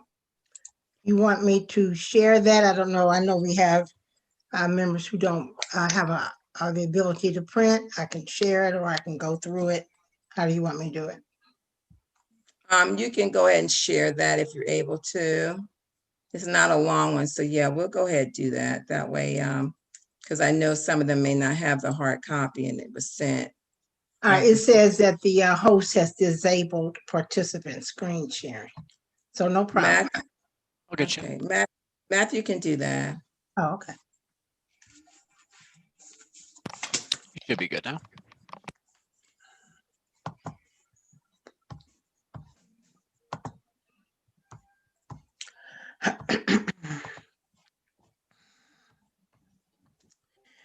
All righty. So this is from the meeting, November 16th. All members were present, including the mayor, Ms. Pope, Ms. Baber, and Mr. Willis. The things that we primarily discussed, as Mr. Daniels has reported, to have the village solicitor, Mr. Desai, clarify the firm's billing process. We talked about the home improvement program, to the fact that it was suggested that we make sure we let all the residents know about the bank that is willing to do loans. And I also suggested that we look at our banker to make sure that they also are able to or be willing to make loans to those individuals in the community who might be eligible for that, and that the village needs to better market that program so the residents know about it. Ms. Pope, then the other thing was the regular audit we discussed that is still on hold because we have not been able to reconcile our books yet. Ms. Pope reported on the various CDBG grants. Some of our funds that have been awarded are on hold. So we're trying our best not to lose those. Hint, hint, Ms. Powdrell. And we have some grants, especially our coronavirus grant, that have been well spent, and that we're looking to see how we can spend the rest of that money. There are a couple other grants that need to be expended, which include the Memorial Field, Ohio Department of National Resource Grant. And I think there were some funds unspent with the Serenity Park. The finance statement for the month of November, the cash bank balance is being reported is $1,932,650.55. However, this may not be totally accurate because of the reconciliation issue. Our total year-to-date revenue by fund, $2,925,377,000. Our October month-to-date revenue, $301,321,000. Our year-to-date expenditures by fund, $2,208,724. The October month-to-date expenditures, $403,905.44. Our earnings tax revenue for the month was $63,670. And fund reconciliation adjusted balances, our month-to-date receipts, $299,595.71. Our month-to-date expenses, $402,180.36. Our action items that Ms. Pope will get information about the use of the remaining census funds, and that the CDBG allocation for Wayne and Maddox Light needs to be clarified as whether or not we do have enough money to do that and if we can still do it. The recommendation was an updated schedule for budget preparation be submitted to council. Are there any questions from Ms. Mitchell? I can't see him because of the screen. Oh, okay, I can stop sharing. Okay, no, just so in case someone's had their hand up, I can only see so many. Is there any, okay, any questions regarding the finance report from Ms. Mitchell? Okay, if there's no questions, motion in order to accept Ms. Mitchell's finance report? Motion. Second. It's been moved in second. All in favor? Aye. Any nays? Thank you, Ms. Mitchell, for your report. Okay.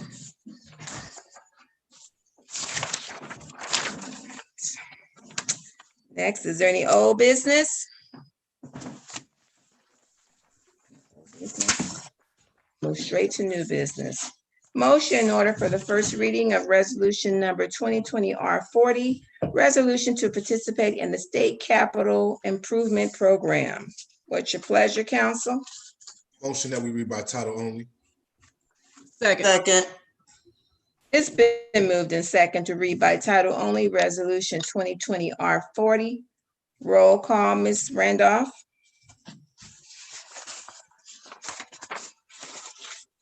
Sorry about that. I was muted. Councilwoman Phyllis Baber, Yes.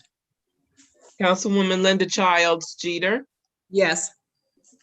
Councilman Durance Daniels, Yes. Councilwoman Tanya Key, Yes. Councilwoman Laverne Mitchell, Yes.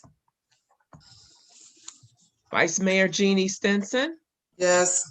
Mayor Ruby Kinsey Mumfree. Yes. We have 7 aye votes. The motion passes. Village of Lincoln Heights, Hamilton County, Ohio, resolution number 2020-R-40. Resolution to participate in state capital improvement program. Is there any questions? Mayor, I have a question.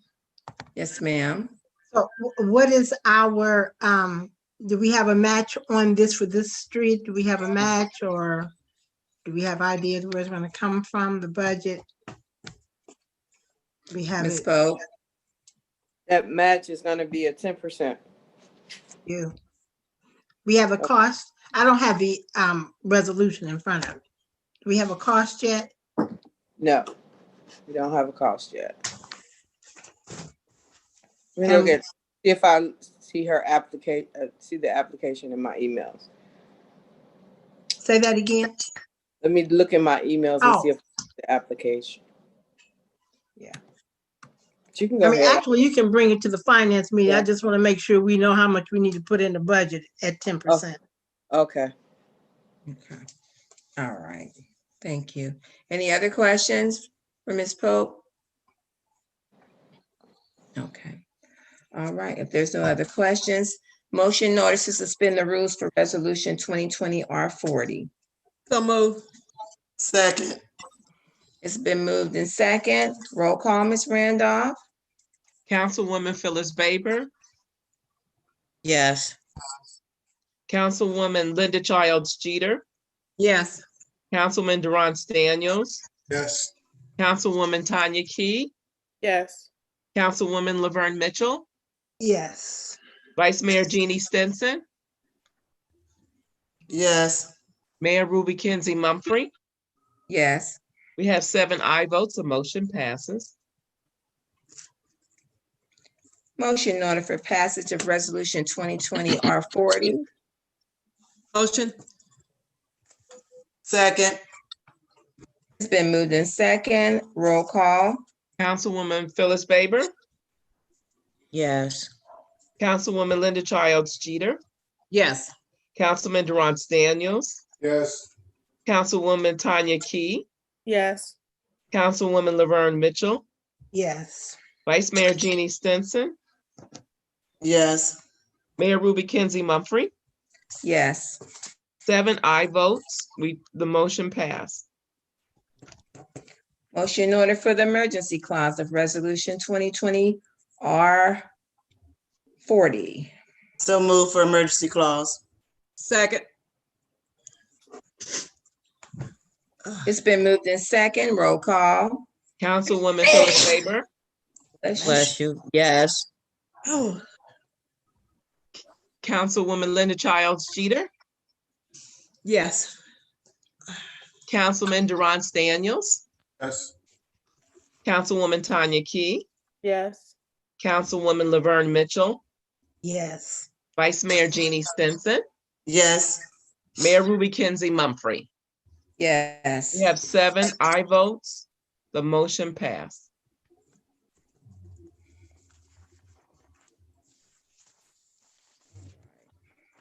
I think miscellaneous business should have been in front of the executive session. Is there any miscellaneous business?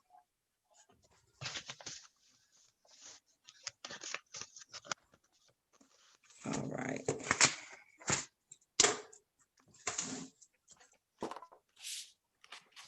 None, no miscellaneous business. Well, Mayor, Next on- Yes, ma'am. if I could just make an announcement at this time, Go ahead. I just want to bring a notice to the world and everybody else that's listening that the Episcopal Diocese, everyone knows that I'm Episcopalian, and the Episcopal Diocese of Chicago has elected its first Black woman bishop. So that is really something. So Reverend Canon Paula Clark has made history. So pass that on. Congratulations. Congratulations. Right. Okay, is there executive session? We have executive session on the agenda. Was the, Madam Mayor, Yes, ma'am. was that information sent out? Yes, it's on the agenda. The link. Oh, yes, it was sent. We need a motion. What's it, we going into it for? I mean, I don't know what it's for.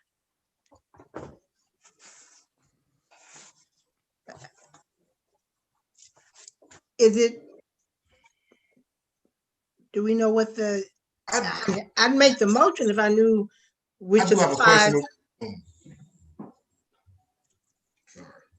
So we're gonna need somebody to state a purpose under the Ohio Sunshine Law. Right. You know, Yeah, I need someone to make a motion to go in executive session. What is it Whoever for?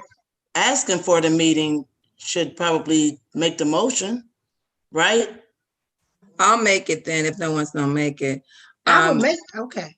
I would make it, Mayor. I just don't know what it's for, if it's for legal, if it's for personnel, if it's for property. No. Okay. Motion. Okay, motion, I need a motion to go in executive session regarding complaint regarding a elected official. Second. Seconded. All right, it's been moved in second. Roll call, Ms. Randolph. Mayor Ruby Kenzie Mumfree, Yes. Vice Mayor Jeannie Stinson, Yes. Councilwoman Phyllis Baber, Yes. Councilwoman Linda Childs Jeter, Yes. Councilman Durant Daniels, Yes. Councilwoman Tanya Key, Yes. Councilwoman Laverne Mitchell. Yes. We have 7 aye votes, the motion passed. Mayor, Yes, ma'am. I don't know who all was invited. I just invited I sent all of council, Deepak, Donna, and Ms. Powdrill. I didn't know who. Yes, I was gonna include, the village manager and the assistant manager. Okay. All right. Okay. Everybody Okay. should have one. I sent it. Okay. Vice Mayor, did you, okay, Uh-huh. you sent it to Outlook? Okay. I can resend it I sent it to your Village of Lincoln Heights. Okay, thank you. Okay, I still can't get into the Village of Lincoln Heights email. I can resend it to the other one. I can resend Yeah. it. I can was send wiped, yours. I was wiped out. Okay, just give me for the. So Matthew, what normally happens is we'll come back. We haven't left, but we have to go out to executive session and we'll come back in. And they usually put a screen up, the Lincoln High screen. Mm-hmm. Okay. Yeah, All I right. got to put up. Thank you. Thank you. Okay, Linda, it's sent. Jenny, can you send, Vice Mayor, can you send one to me? Sure. What's I the know you number? sent it to me. What is the number on that, Vice Mayor? Do you have the number? Sure.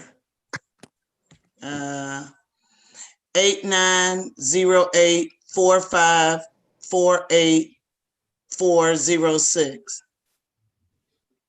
But I did create that hyperlink on this one, if that helps. Okay, I'll try. All right, so we're gonna leave this meeting now. Oh, I do gotta leave the other one, don't I? Okay. I don't know what's going on here.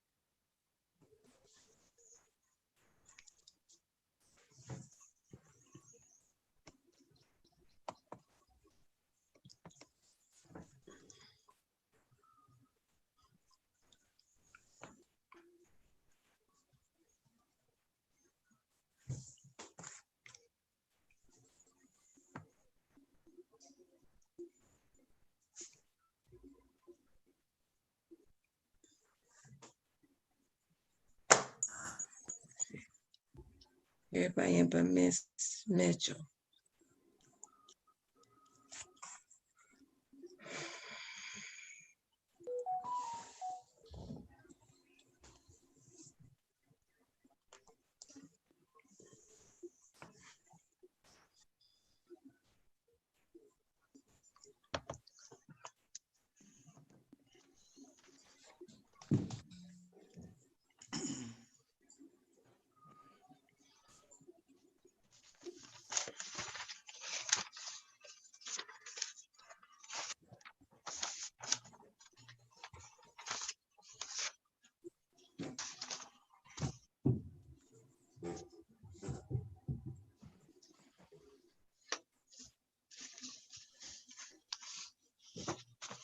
I'm gonna text Miss Mitchell and see if she's on her way back in.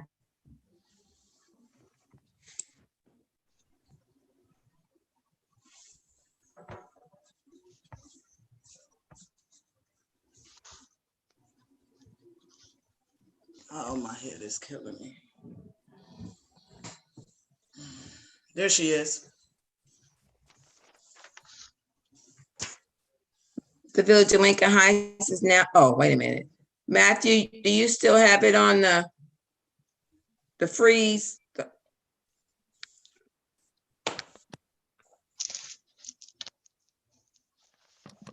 guys are good to go whenever. Okay, I can go ahead and go. I can go ahead.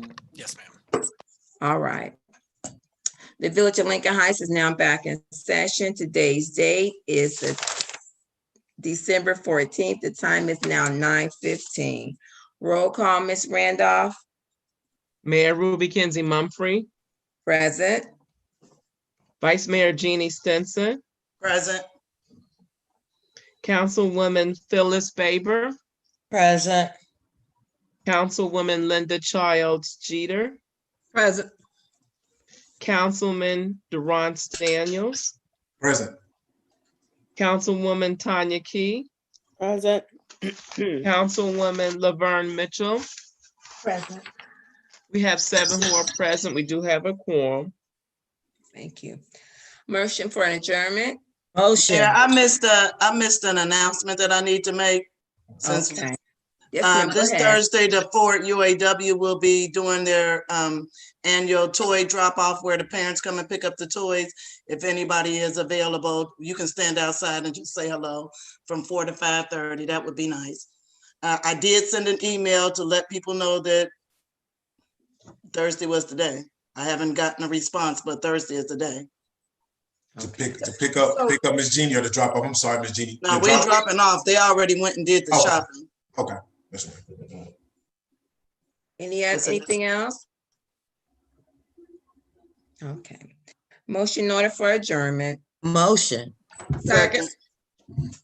It's been moved in second. All in favor? Aye. Aye. All right. Good night, everybody. Night. Right. Good night. Good night, everybody. Good night. Good night. Oh, Merry Christmas. We won't see each other till after Christmas. Happy Oh, holidays. that's right. Happy Merry holidays, Christmas, everybody. Merry Happy Christmas. holidays.